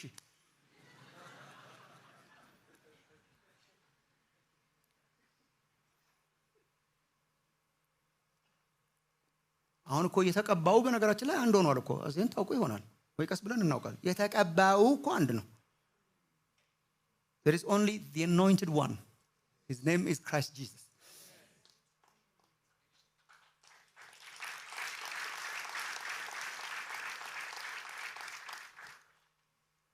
እኛ ታዲያ ምንድነን? የእርሱ ቅባት በእናንተ ውስጥ ይኖራልና የተውሶ ነው የኛ። የእርሱ ቅባት በውስጣችሁ ይኖራል። እርሱን ስሙት እያለ እግዚአብሔር የቀባው አንድ ብቻ ነው። ሄጄ አፈስላችኋለሁ አለ ያለን ቅባት ራሱ የተቀባው ቅባቱን አካፈለን። ተመስገን ነው። ኦሪጂናሉ የተቀባው የማይነካው ግን እሱ ነው። ከእሱ ጋር እንደውም እንነካለን ትላተማለህ። ማወቅ ነው ከክፋት የሚጠብቃችሁ። አንድ ሁለት ጥቅሶች ልጨምርላችሁና እናንተ ራሳችሁ ልታያችሁ ትችላላችሁ። ኤፌሶን 4ን ማንበብ ትችላላችሁ። ኤፌሶን 4:14-15 ድረስ 11 ላይ አስተማሪዎችን፣ መምህራንን፣ እነኚህ ሐዋርያትን፣ ነቢያትን፣ ወንጌል ሰባኪዎች ሰጠ ብሎ እንደ ስህተት ሽንገላ ባለ በተንኮል በሰዎችም ማታለል ምክንያት በትምህርት ነፋስ ሁሉ እየተፍገመገምን ወዲያና ወዲህም እየተንሳፋፈን ሕፃናት መሆን ወደፊት አይገባንም ይላል። ሕፃናት አንሁን። ሕፃን ነው ወዲያ የሚንሳፈፍ ባይዘው ሕፃን ነው ወዲያ የሚንሳፈፍ ሕፃናት መሆን አይገባን። ነገር ግን እውነትን በፍቅር እየያዝን ይላል። መድኃኒቱ ይሄ ነው። አንንሳፈፍ ይልና ምን እናድርግ? እውነትን በፍቅር እየያዝን በነገር ሁሉ ወደ እርሱ ራስ ወደሚሆን ወደ ክርስቶስ እንደግ። እውነትን በፍቅር ትሩዝ ነው የሚያቆመን። እውነትን ማወቅ ነው የሚያቆማችሁ። ሁለተኛ ጢሞቴዎስ 3 ማለላችሁን you can see it። ሁለተኛ ጢሞቴዎስ እኔ አንድ ቀን እያነበብኩት ብቻዬን አስወርቶኝ ያውቃል በድንገት። ምክንያቱም ነገር ግን ክፉዎች ሰዎችና አታላዮች ይላል ጳውሎስ በመንፈሳዊቶ ማለት ነው። ክፉዎች ሰዎችና አታላዮች እያሳቱና እየሳቱ በክፋት እየባሱ ይሄዳሉ። ከዚህ በላይ ምናምን አልኩ። ያኔ እንደውም ደግ ዘመን ነበር። አሁን ሳይሆን ከዚህ በላይ አድቫንስ ሆነዋል። ያኔ እንደውም አይ ቲንክ ኬንያ ውስጥ አንዱ ተይዞ ኬንያ ውስጥ አንዱ በዶክመንተሪ ብቻ የናሽናል ቴሌቪዥኑ ያዘው። ትልቅ ቸርች ነው የሚመራው የነበረው። ቪክቶር ኬንያሪ ይባላል። አሁን እንኳን ስሙ በቃ የለም። ኦሬዲ ትልቅ ሜጋ ቸርች ይመራ ነበር ናይሮቢ ውስጥ እና ሰው ከሀገር ሁሉ ነው የሚሰበሰበው የነበረው። እና በኋላ በቃ ተንኮል ሲሰሩ የነበሩ አንዳንድ ፓስተሮች ወጡና አጋለጡ ማለት ነው። ወጥተው ሲያጋለጡ ናሽናል ቲቪው ቆይ ዶክመንተሪ ስራ እናንተ ዝም በሉ በቃ አትንገሩት፣ እንደተጋለጠ አትንገሩት ምናምን ተብሎ ውስጥ ካሜራ ምናምን ገጥመው ምናምን አድርገው በቃ አጠናው ማለት ነው። ቲቪው አጠናው እና አንድ ዶክመንተሪ ተለቀቀ። በአጋጣሚ ኬንያ ነበርን እኛ ያን ጊዜ ሲለቀቅ። ሰው እንደዚህ ይከፋል ማለት አንዳንዱን የውሸት ምስክርነት አሰጣጥ ሲያሰለጥን ነው። ጌታ እንትኔን ኩላሊቴ ጋር እንትን አድርጎ ነካኝ ብለስ ጮክ በያ ምናምን ብሎ ትሬን ሲያረጋት ማለት ነው። እንትኖቹ ከጉባኤ መረጃ እንዴት እንደሚሰበሰብ ማለት ነው። እኮ ላስፈራራችሁ ሳይሆን እንደ ቅድሙ ይሄ በእርሻ መሃል እንዳለው ዲስ ሪያሊቲ ፕሬየር ፕሬዲተርስ የሚል ዶክመንተሪ ካገኛችሁ እዩ ዩቲዩብ ላይ የሱ ታሪክ ነው። እና ለምሳሌ ጉባኤው በጣም ብዙ ሺህ ህዝብ ነው ያለው እና ቁጭ ብሎ ለካ አብሮ ቁጭ ያለው ማን እንደሆነ አታውቅም። እንዴት ነው ደህና እግዚአብሔር ይመስገን እኔ እንትን አባላል ያንተ ስም ማን ነበር ምና እያሉ ይቆያሉ ማለት ነው ፕሮግራም እስኪጀምር። የኔ ስም እንትን ከየት አካባቢ ነበር አንተ የመጣው? እኔ ከእንትን ነው የመጣው። እኔ ማንተን ችግር ኖሮብኝ ነው የመጣሁት። አንተ ምን ችግር ኖሮብህ ነው? የኔ ማንተን ለካ ሪፖርት ይደረጋል ያውሉ። ከዛ ሰውየው ይወጣና ስም ይጠራል። ዋይ ከዛ ኬዝህን ያብራራዋል ተንትኖ። ሰው እንዴት መገለጥ ካልሆነ ከጥልቁ እንዴት ያስበዋል ምናምን እያልኩ እየተገረምኩ ጳውሎስን ሳነብ በክፋት እየባሱ እየሳቱና እያሳቱ በክፋት እየባሱ ይሄዳሉ። ስለዚህ there is no guarantee። አሁን ከዚህ በኋላ ኢትዮጵያ ውስጥ ስህተት ትምህርት የሚባል ተጠርጎ ወጥቷል ምናምን ብንል ውሸት። እየባሱ ይሄዳሉ። አስተማሪዎቻቸውም እየባሱ ነው። ምዕራብ አፍሪካ ምናምን አካባቢ ያሉት አድቫንስድ እየሆኑ ነው። ይመጣሉ የኛ ልጆቻቸው በአድቫንስድ እየሆኑ ነው የመጡት። አድቫንስድ እውነት ይመስላል የሚያደርጉት ነገር መድረክ ላይ አድቫንስድ እየሆኑ ነው የመጡት። እኔ አንዳንድ እዚህ ሰሜን አፍሪካ፣ ምዕራብ አፍሪካ፣ አንዳንዶቹ ኢቨን አሜሪካ ምናምን ያሉትን እንዴት እየተራቀቁ እንደመጡ ሳይ አንዱ በጣም ኮፒ ለማድረግ የኛዎቹ ሬዲ ናቸው። ህይወታቸውንም ኑሯቸውንም ዘዴያቸውንም ምናምናቸውን። ስለዚህ there is no guarantee። ማሙሻውን እየቀነሰ አይመጣም። ስህተት ትምህርት እየጨመረ ይመጣል። ማታለልስ እየጨመረ ይመጣል። ምንድነው መድኃኒቱ? ይሄው ቁጥር 14 አንተ ግን ቁጥር 14 አንተ ግን በተማርክበትና በተረዳህበት ነገር ጸንተህ ኑር ይለዋል። ከማን እንደተማርከው ታውቃለህና ከሕፃንነት ጀምረህ ክርስቶስ ኢየሱስን በማመን መዳን የሚገኝበትን ጥበብ ሊሰጡ የሚችሉትን ቅዱሳት መጽሐፍትን አውቀሃልና this is a guarantee እየጨመሩ ይመጣሉ ግን አንተ ቀጥል በተማርክበት አንተ ቅዱሳት መጽሐፍትን አውቀሃል የሚያቆማችሁ የቅዱሳት መጽሐፍት ዕውቀት 3 እምነት ያሳድጋል እምነት ማወቅ ይጠብቃል እምነትን ማወቅ ያጸናል to the end ቅድም የተናገርኩት እምነትን ማወቅ ያጸናል ይተክላል በነገራችን ላይ እንዲያው የመጽናትም ይዘነው የምንገባው ክራውን ይዘነው የምንገባው የምናውለበለበው ባንዲራ የእምነት ተጋድሎ ነው I have kept it ቅድም ያልኩት I have kept በጣም ልቤን ይነካዋል ጳውሎስ መልካሙን ገድል ተጋድያል ሩጫውን ጨርሻል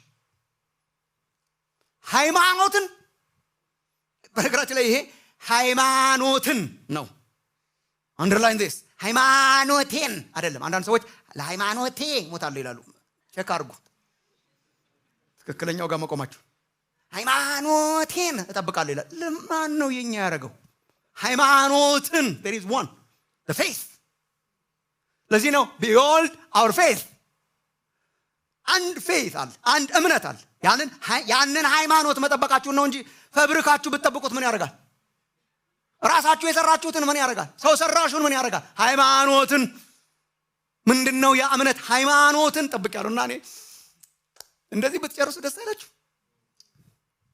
I've kept the faith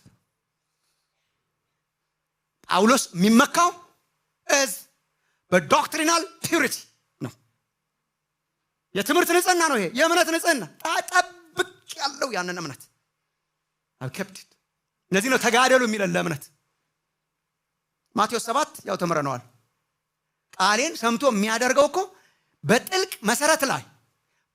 መሰረት ላይ ተቆፍሮ እንደተሰራ ቤት ነው የሚያደርገው ቃሉን የሚሰማ ቃሉን የሚኖረው በጥልቅ መሰረት ላይ ተቆፍሮ እንደተሰራ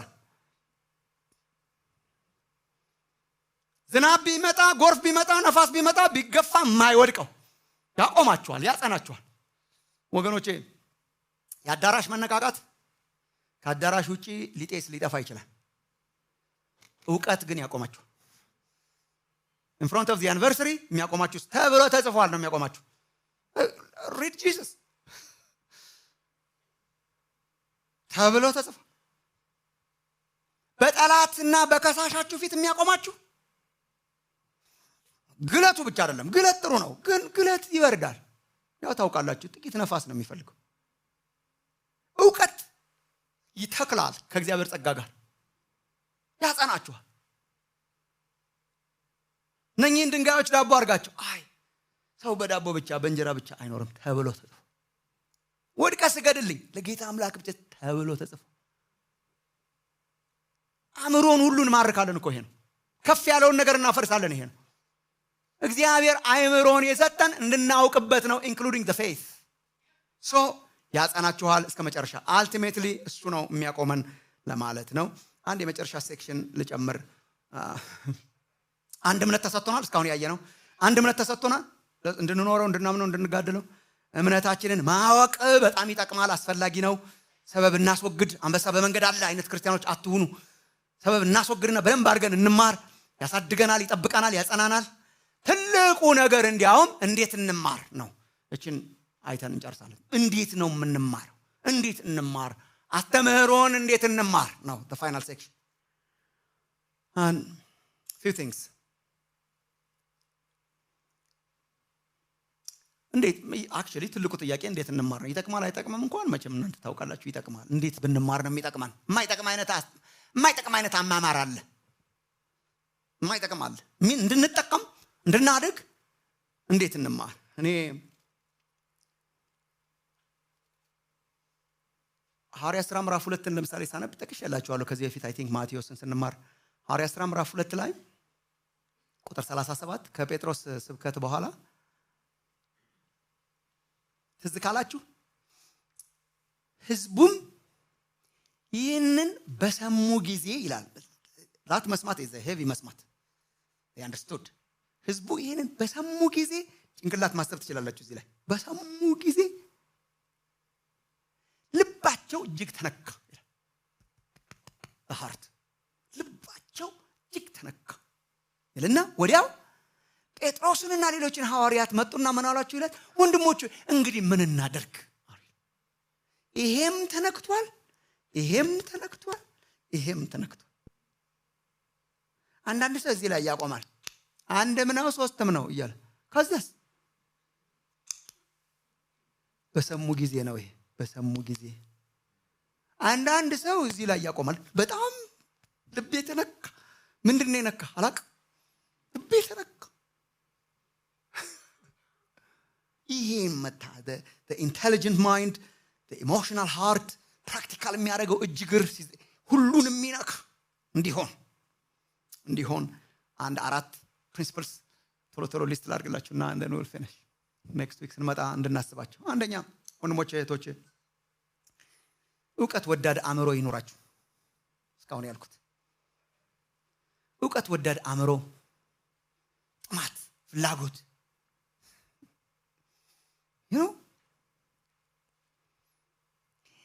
እግዚአብሔርን ስለማወቅ ሲመጣ ለምንድን ነው ፍላጎታችን ዲክላይን የሚያደርገው ጠይቃችሁ ታውቃላችሁ ይሄን ልጆቻችንን ራሱ ትምህርት እንዲያጠኑ ሂሳብ ጎበዝ እንዲሆኑ ምናምን እንተጋና መጽሐፍ ቅዱስ ላይ ሲሆን በአመት አንዴ በልደት ቀን ካነበብንላቸውም እሱ ጀግንነት ነው ለምንድን ነው የእግዚአብሔር ላይ ሲሆን ፍላጎታችን የሚቀንሰው ለምንድን ነው ልጆቻችን ላይ እኛም ህይወት ላይ መጽሐፍ ቅዱስ ሲሆን እንቅልፋችን ቶሎ የሚመጣ ጠይቃችሁ ታውቃላችሁ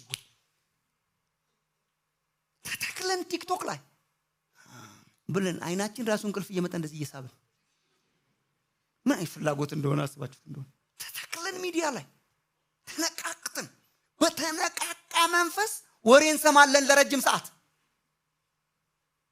የዚህ ዘመን ሰው የ4 ሰዓት ተከታታይ ምናምን ሙቪ ያያል ቁጭ ብሎ አለ ስንፈልግ እንችላለን ማለት ነው ለምን ነው ቸርች ሲመጣ ኦሬዲ አፒታይታችን ተጠርቅሞ ነው የምንመጣው እንደ ገሃነም እንዳንገባ እንደው እግዚአብሔር ምናልባት ቸርች ምን ይለኛል ድረስ ብዬ ልምጣ ብለን እኮ ነው የምንመጣው እንዳለቻችን በድረስ ብዬ ልምጣ አትምጡ ፕሊስ ኔክስት ዊክ ስትመጡ prepare yourself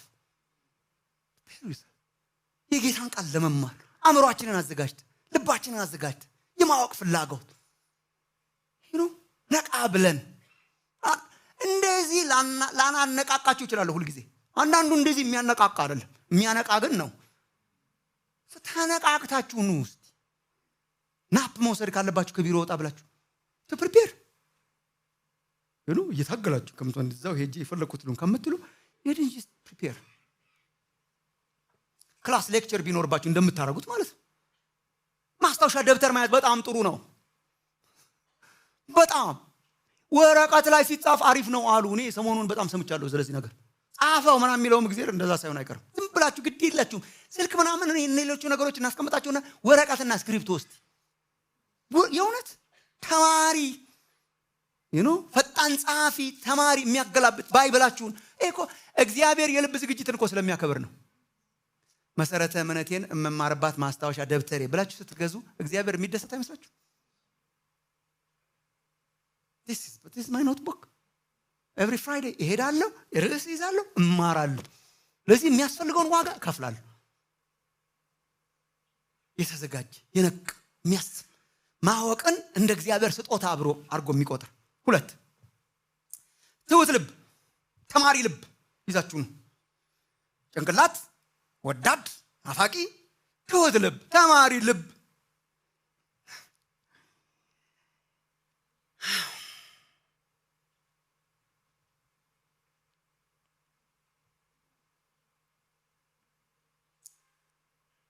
የትክክለኛ ዕውቀት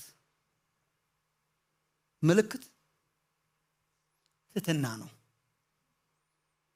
እግዚአብሔርን የማወቅ አክቹዋሊ ምልክት ትትና ነው በጣም ትንሽ የሚያውቁ ሰዎች አሉ የምታውቋቸው ትዕቢታቸው ሰማይ ጫፍ ሰው ዳውን ዜር ካለ በቃ forget him forget her እኛ አውቀን ማንጨርሰውን አምላክ እየተራመደን ነው ለማወቅ ከዕውቀት ከፍለን ነው የምናውቀው ይላል ምንም እንዳልያዝኩ ተቆጥራለሁ ነው የሚያስብልህ። ስታውቅ ያወቅ ሲመስልህ ነው መከራ። በጣም ብዙ ሲያወቅ ይመስሏል። ስታውቅ ምንም እንዳልያዝኩ ተቆጥራ። ኢንፋክት እግዚአብሔርን የማውቅ እኮ እስቲ እንትና ኢሳይያስን ተመልከተው ምዕራፍ 6 ላይ ካየ በኋላ እኮ ነው እንዲህ ነኝ እኮ ነው የሚያስብለው። እግዚአብሔርን አውቆ የታበየ አይቻላውቅም። መጽሐፍ ቅዱስ ሳነብ አረ ከንፈሬ የረከሰብኝ ነው እንደ ሞተ ሰው ሆንኩ ምናምን ሲሉ አውቃለሁ። እንዳልያዝኩ ተቆጥራለሁ። ምን ይሻለኛል ሲያስብል አውቃለሁ። ትሁት ያረጋል። ትሁት ልብ ያወቅነውን ይዘን ለመጨቃጨቅ። አሁን የብዙ ክርስቲያኖች ዋና ችግር ምንድን ነው? በጣም ትዕቢት ወሮናል። ቁጭ ብለን ስለ ሌሎች እምነት ስንሳለቅ እንውላለን። በሌላው እምነት ላይ ሲሳለቁ መዋል አዋቂነት አይደለም። ይሄ ባለፈው ጊዜ እንዳልን ሰዎች ባለማወቃቸው ስንሳለቅ፣ በእምነታቸው ስንሳለቅ፣ ጆክ እየሰራን ስንስቅ አዋቂ አንመስልም እንዴ?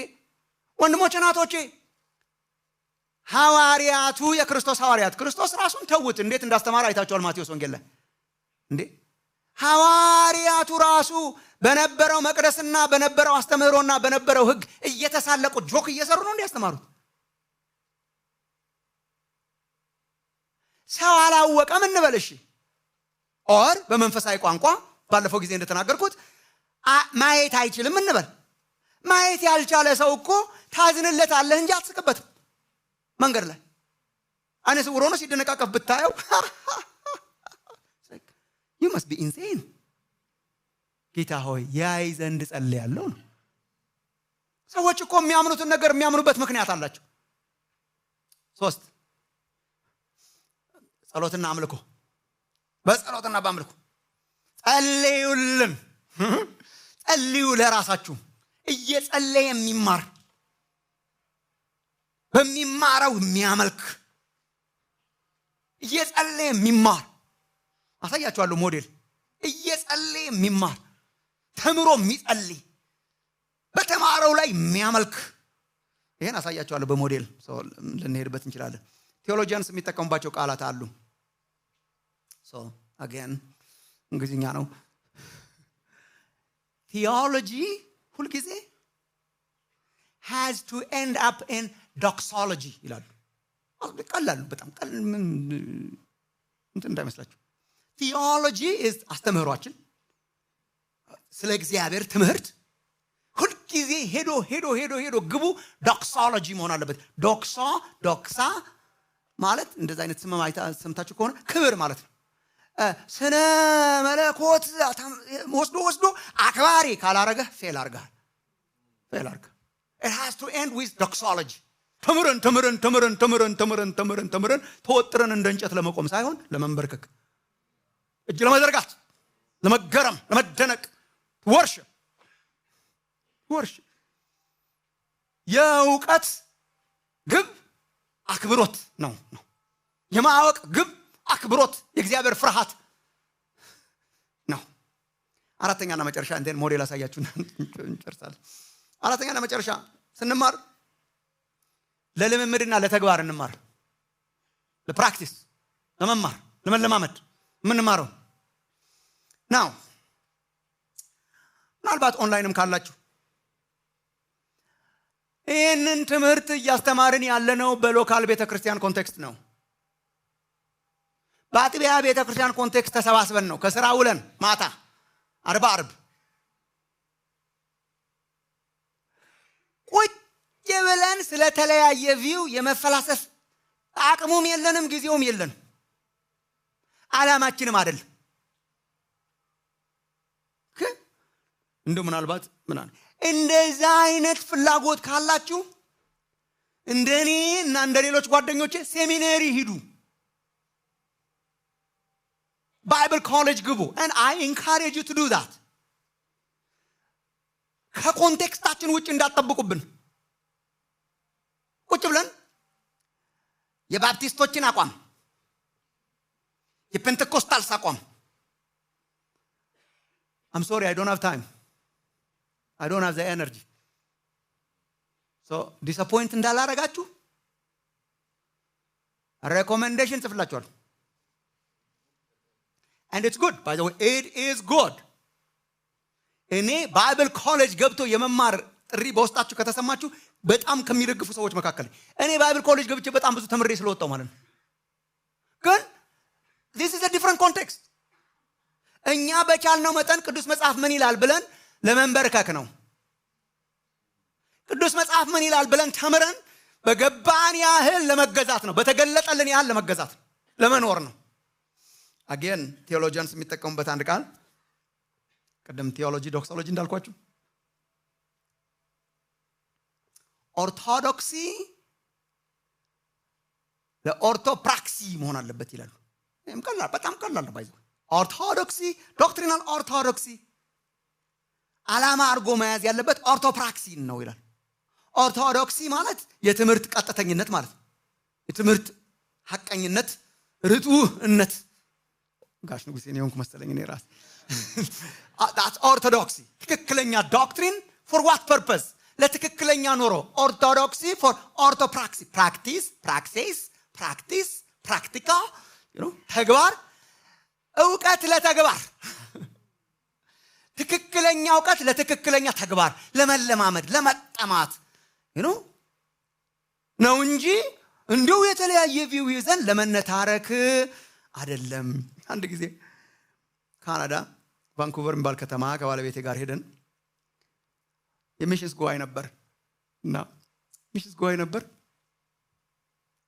እዛም ትንሽ እናገለግል ነበር። ከዛ በኋላ ግን አንድ ምሽት የባህላዊ ነገሮች የሚታዩበት ምሽት ነው ተብሎ ቤተክርስቲያኑ ልክ እዚህ በቀደም እንደነበረው ጠረጴዛ ምናምን ሆኖ ባህላዊ ነገሮች የተለያየ ሀገር ባህሎች ነው። ከዛ እሷና ጥቂት አበሾች እዛ ያሉ ባለቤቴና ቡናና አፍላ ብለው የኢትዮጵያ ቡና ቸርች ውስጥ ተጀመረ ማለት ነው የቡና ሴሬሞኒ እና ደስ አለው ብዙ ሰው በጣም ብዙ ምዕራባውያን ደስ አላቸው። እንደዚህ አትኩረው ነው የሚያዩቸው፣ ፎቶ ያነሷቸዋል ሲቆላ ምናምን ሲደረግ ምናምን አስደናቂ ቡና ተፈላ ማለት ነው።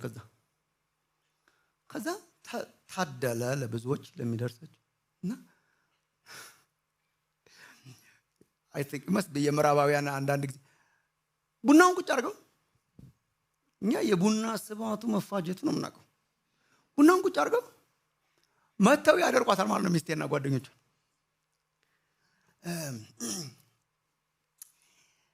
ስንት አውንስ ውሃ ነበር እዛ ውስጥ ያ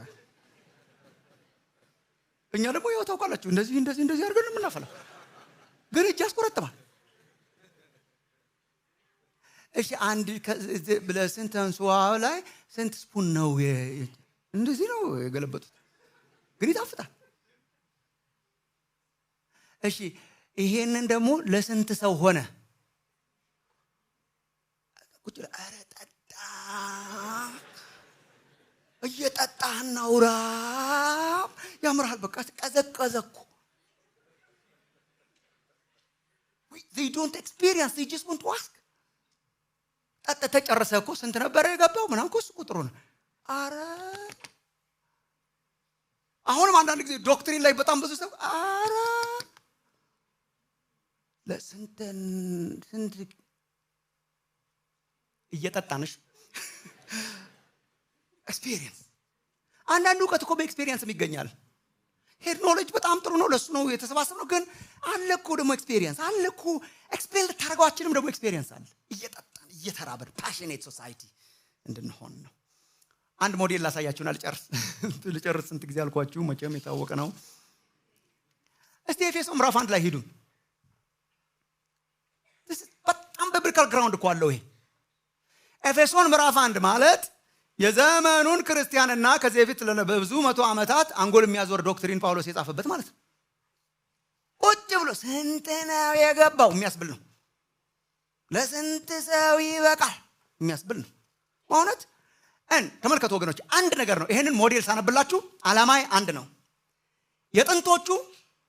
የጥንቶቹ ከእውቀት አላፈገፈጉም፣ በመንፈስ ቅዱስም እውቀትን አልተውም። ከእውቀት አላፈገፈጉም። በተቻለ መጠን ጥያቄዎችን ለመመለስ ይሞክራሉ።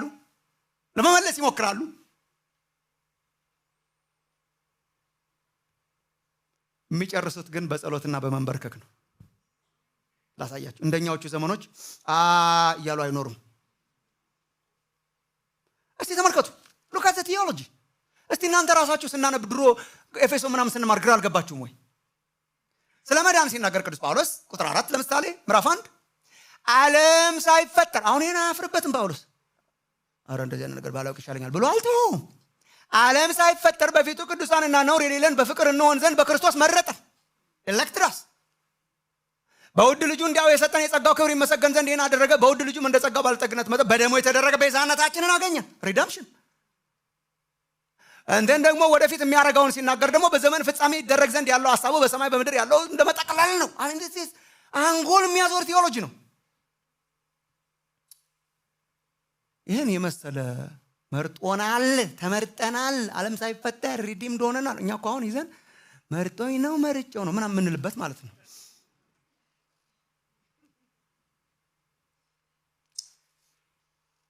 ይህን የመሰለ ቴዎሎጂ ቀጥሎ ይሄን ይላል ብላችሁ ትጠራጥራላችሁ?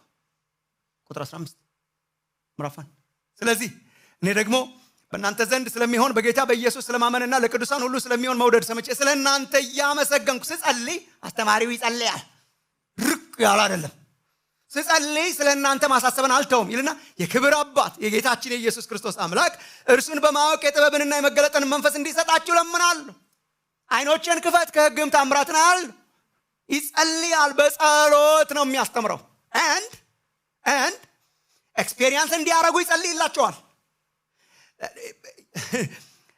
ተመልከቱ ቁጥር 19 በቅዱሳን ዘንድ ያለው የርስት ክብር ባለጠግነት ምን እንዲሆን ለምናምን ከሁሉ የሚበልጥ የኃይሉ ታላቅነት ምን እንዲሆን ታውቁ ዘንድ፣ ኃይሉን ታውቁ ዘንድ፣ ክብሩን ታውቁ ዘንድ ፕላስ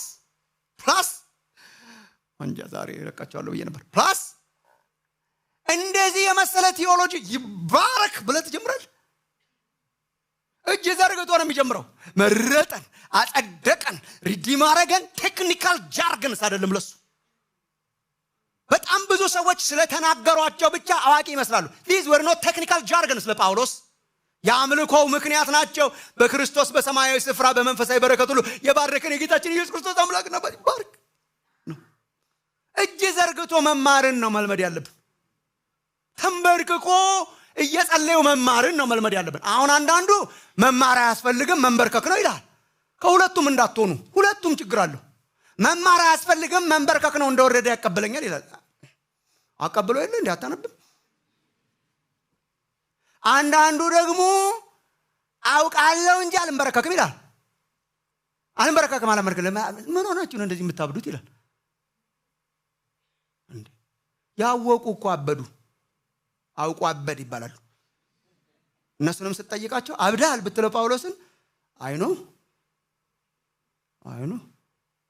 እብዶች ብንሆን እኛ ለክርስቶስ እና አንዳንዱ በጥንቃቄ ነው የሚማረው። ለቴክኒካል ጃርግን እያወቅን መንበርከክን መልመድ አለብን። ምዕራፍ 3 ሂዱ።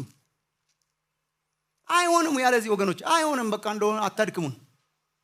አይሆንም ያለ ትሕትና፣ አይሆንም ያለ ዝቅታ፣ አይሆንም ያለ ጸሎት፣ አይሆንም ያለ መንፈስ ቅዱስ ረድኤት፣ አይሆንም እሱ ካላበራልን። ቁጥር 14 ምዕራፍ 3 ስለዚህ ምክንያት በሰማይና በምድር ያለ አባትነት ሁሉ ከሚሰየምበት ከአብ ፊት እንበረከካለሁ። እያለቀሱ መማርን ትችላላችሁ ወይ? እየተንበረከኩ መማር ትችላላችሁ ወይ? በመንፈሱ በውስጥ ሰውነታችሁ እንድጠነክሩ ይላል። ይጸልይላችኋል ወደ ክርስቶስ ፍቅር ኤክስፔሪየንስ እንዲያረጉ። እንደ ወገኖቼ እግዚአብሔር እኮ በሳጥን ያለ የመመራመሪያ እንቁራሪት አይደለም። ሁሉን ዳይሴክት አድርገን አንጨርሰውም። እንደ ተመራማሪው ነው እንዲያውም ሳብጀክት ማተር። እንደዚህ አይነት ሳይንስ እኮ ታይቶ አይታወቅም። ናቹራል ሳይንስስ ሳይንቲስቱ ነው ባለስልጣን በሚመራመርበት በሚቆራርጠው እንቁራሪት ላይ። ቲዮሎጂ ኢዝ ዲፍረንት። ገልብጠው የሚጠናው ነው ባለስልጣኑ። በገለጠልህ ቁጥር ብቻ ነው የምታውቀው። ዳይሴክት የሚያደርገኝ እኔን ነው። I don't dissect him, he dissects me. That humility, that worship. ወደ ኋላ ትንሽ ገጽ ሮሜም ሌላ በቃ ጭንቅላት የሚያዞር ቴዎሎጂ ላሳያችሁ። ምዕራፍ 9 እስከ 11 I think ከዚህ በፊትም አንስተነዋል። 9 እስከ 11 ድረስ ያው የእግዚአብሔር ሉዓላዊነትና የሰው ኃላፊነት የምንለውን ነው የሚያስተምረው ጳውሎስ። God's sovereignty and human responsibility. Not so much on የእግዚአብሔር ሶቨረንቲ ላይ መርጧል። እግዚአብሔር እስራኤልን መርጧል፣ ያዕቆብን መርጧል። ኤሳውን ጠልቻለሁ ይላል፣ እስራኤልን መርጧል። አሜን። በጣም ከባድ ህዝቤ ያልሆነውን ህዝቤ ብየዋለሁ ይላል። በቃ ምን ይላል ሲጀምርና ሲጨርስ ላሳያችሁ። ይሄን የሚያክል ቲዮሎጂ ሲጀምር በተንበረከከ ልብ ነው የሚጀምረው። ይኸው እንደዚህ አሁን እኛ እስራኤልን መርጧል አልመረጠም፣ የእስራኤል ቦታ እዚህ ጋር ነው፣ የእንትና ቦታ እዚህ ጋር ነው፣ የእንትና ቦታ እዚህ ጋር ነው። ጌታ ይባርካችሁ ቻው ነው የምንባባለው። ኖት ፎር ፖ ቁጥር 1 ምዕራፍ 9 ብዙ ሐዘን የማያቋርጥ ጭንቀት በልቤ ያለብኝ እያልክ ታጠናል። ብዙ ሐዘን የማያቋርጥ ጭንቀት በልቤ ያለብኝ ስልክ በክርስቶስ ሆኜ እውነትን እናገራለሁ፣ አልዋሽም። ህሊናዬ በመንፈስ ቅዱስ ይመሰክርልኛል። በስጋ ዘመዶቼ ስለሆኑ ስለ ወንድሞቼ ከክርስቶስ ተለይቼ እኔ ራሴ የተረገምኩ እንደሆን እጸልይ ነበርና። this is a praying man እየጸለየ ነው የሚመረምረው። then ሲጨርስ አሁን ስክት አድርጎ መጨረስ አይቻልም። የእግዚአብሔር ምርጫ የሰው ኃላፊነት ምናምን ስክት ማድረግ አይቻልም። ስክት አድርገን ብንጨርሰው አምልኮ አይገባውም። የምናመልከው ስለማናውቀው ነው። ሉቃስ እንዴት እንደሚጨርስ ምዕራፍ 11 ቁጥር 33 እግዚአብሔር በዚህ ይባርካችሁ ብዬ ነው የምጨርሰው። ይሄን ሁሉ ብሎ ሲጨርስ የተከዘ ፊቱ የረዘመ አንጎሉ የዞረ ሰውዬ አይደለም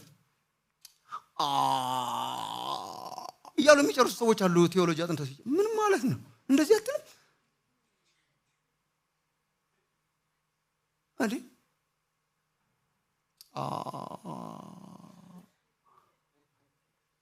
ሎክ እሱ የጻፈውን ነው እንግዲህ የሁሉ ዓመት የምናጠነው። የጻፈው ሰውዬ ብሎ አልጨረስም።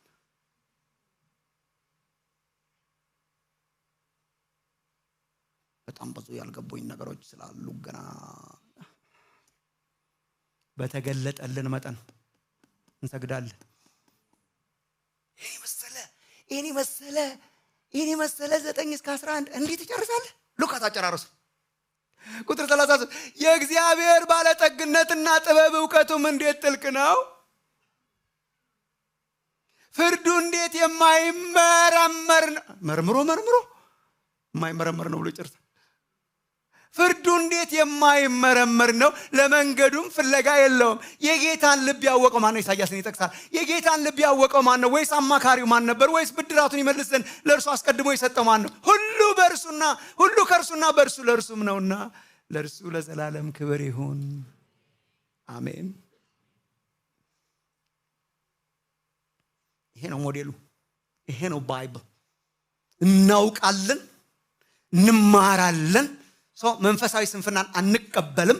ስንማር ግን በትህትና በጸሎት በሚያመልክ በሚደነግጥ በሚደነቅ በሚመሰክር ልብ በሚኖር ልብ እንማራለን። እንጸልይ ወገኖች። እንደ መጨረሻው ዘመን ህዝብ የሚያተርፈንን ነው እግዚአብሔር እየተናገረን ያለ።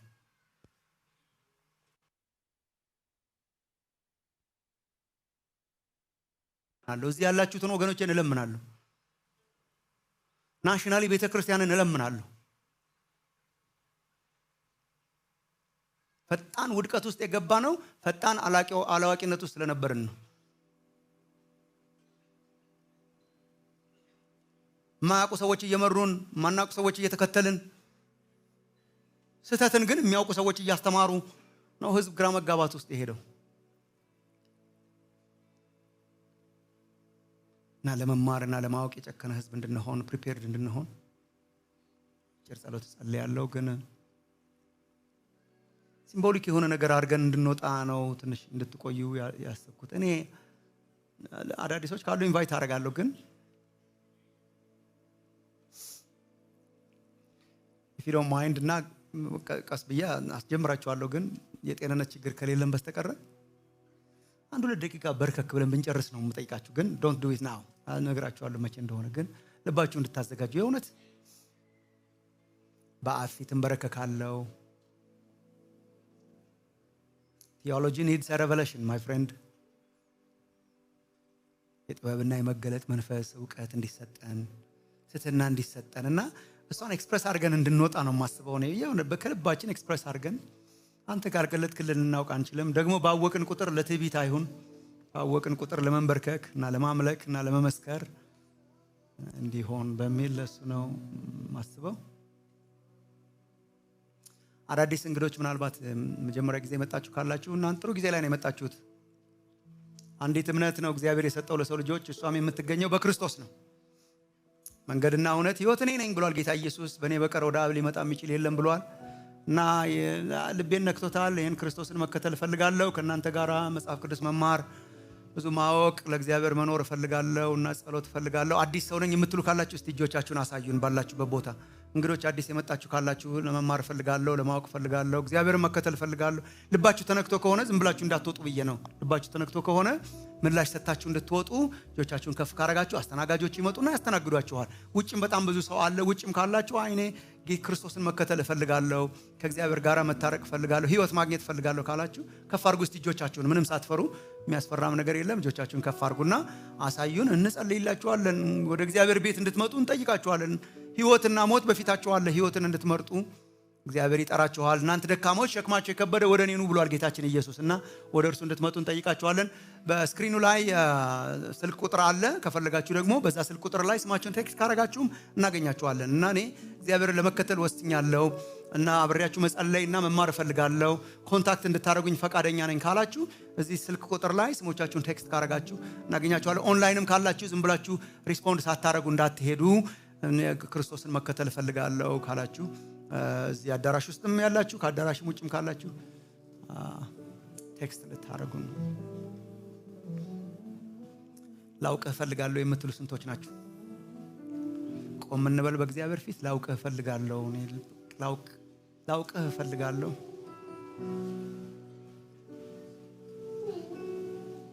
ያለማወቅን ወራት እግዚአብሔር እንዲያሳልፍ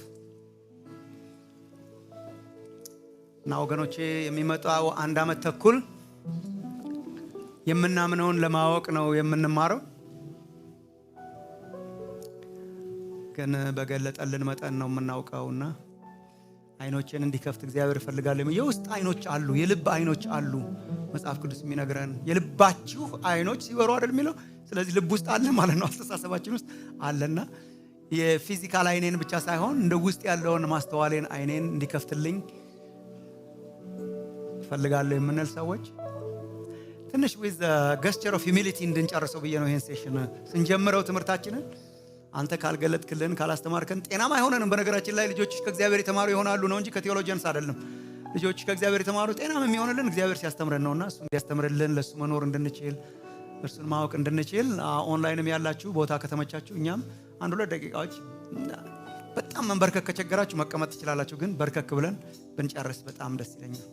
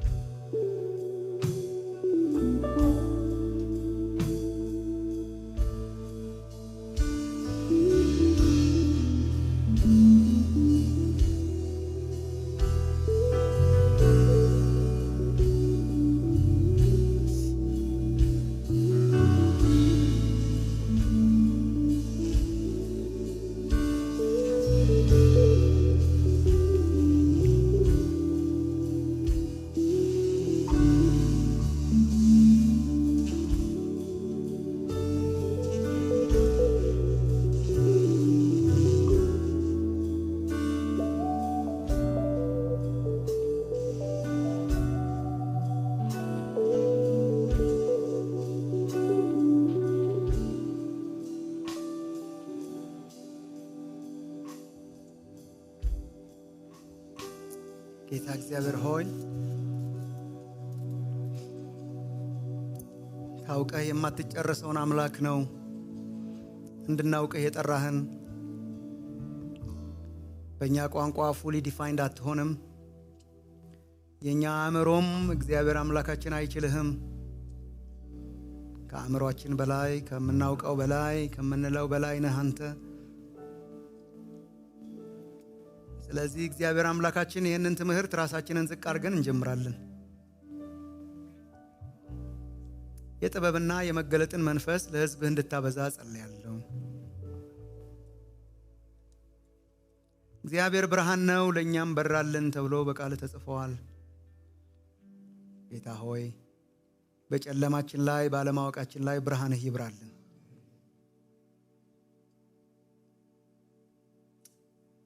የሚያምነውን አውቆ የሚከተል ሕዝብ አድርገን ጌታ ሆይ ነፍሳችን ዕውቀትን እንዳትጸየፍ አንተ እንዳትጸየፈን ጌታ ሆይ ነፍሳችን ዕውቀትን የምትጸየፍ እንዳትሆን ለማወቅ ለመማር ለማሰላሰል ለማጥናት ለማንበብ እግዚአብሔር አምላክ ሆይ የተከፈተ አእምሮና ልብ ለሕዝብህ እንድትሰጥ እንጸልያለን። በደምሳሳው እንዳንኖር ግራ እየተጋባን እንዳንኖር በዚህ የመጨረሻ ዘመን ለክፋት ተጋልጠን እንዳንኖር ለሐሰተኞች ለተንኮለኞች እግዚአብሔር አምላካችን ሆይ ለመንጋው ለማይራሩ ጨካኞች ተጋልጠን እንዳንኖር የሚጠብቀንን የእውቀት ቃልህን እውነትህን እንድትገልጥልን እንድታበራልን እንድታስተምረን እንጸልያለን።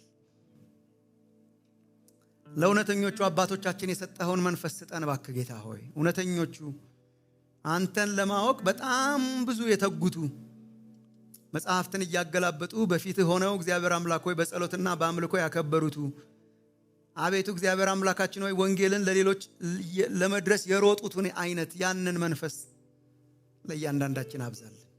በሀገራችን ያለችን ቤተክርስቲያን ምሕረት እንድታደርግ እንጸልያለን ጌታ ሆይ። ባለማወቅ የኖርንባቸውን ዘመናት እግዚአብሔር አምላካችን ሆይ ይሄው ስንት ዋጋ እንዳስከፈሉን እኛ ራሳችን ምስክር ነን። እግዚአብሔር ሆይ ዕውቀትን ጠልተን ካንተ ርቀን በጣም ብዙ ተጎድተናል፣ በጣም ብዙ ተወግተናል። ብዙ ሕዝብህንም ጌታ እግዚአብሔር ሆይ ለተኩላዎችና ለነጣቂዎች አሳልፈን ሰጥተናል። ምሕረት አርግልን ጌታ ሆይ። ለእረኞች ምሕረት አርግልን፣ ለአስተማሪዎች ምሕረት አርግልን፣ ለመሪዎች ምሕረት አርግልን። ይሄ ሕዝብህ ግን በአንተ የተጠበቀ እንዲሆን እጸልያለሁ። እግዚአብሔር ሆይ ለመማር የተዘጋጀ ልብ የቀናውን ልብ እንድታቀናልን የተዘጋጀ ልብን እንድትሰጠን እንጸልያለን።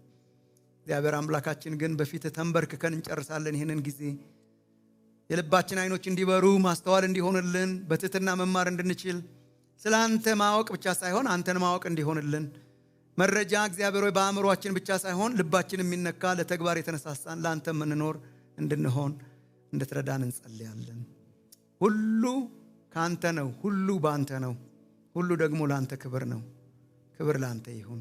እናከብረሃለን፣ እናደንቀሃለን። ማወቃችን መማራችን ለተግባርና ለኑሮ ለአምልኮና ለተልእኮ ይሁንልን። እናከብረሃለን፣ እናመሰግንሃለን። ሕዝብህን ባርክ ጌታ እግዚአብሔር ሆይ። ስንወጣ ከእያንዳንዳችን ጋር እንድትሆን ኦንላይን ካሉትም ጋር እንድትሆን የምድሪቱን ጨለማ እግዚአብሔር አምላክ ሆይ በእውቀት ደግሞ እግዚአብሔር አምላክ ሆይ ብርሃናቸውን እያበሩ የሚኖሩ እንድታደርገን በገቡበት ቦታ ሁሉ የክርስቶስ የእውቀቱ ብርሃን በእነርሱ ውስጥ እንዲያበራ ጸልያለሁ። የተባረከ ሳምንት እንዲሆን እያንዳንዳችንን ላንተ አሳልፌ እሰጣለሁ። ክብር ላንተ ይሁን በጌታ በኢየሱስ ክርስቶስ።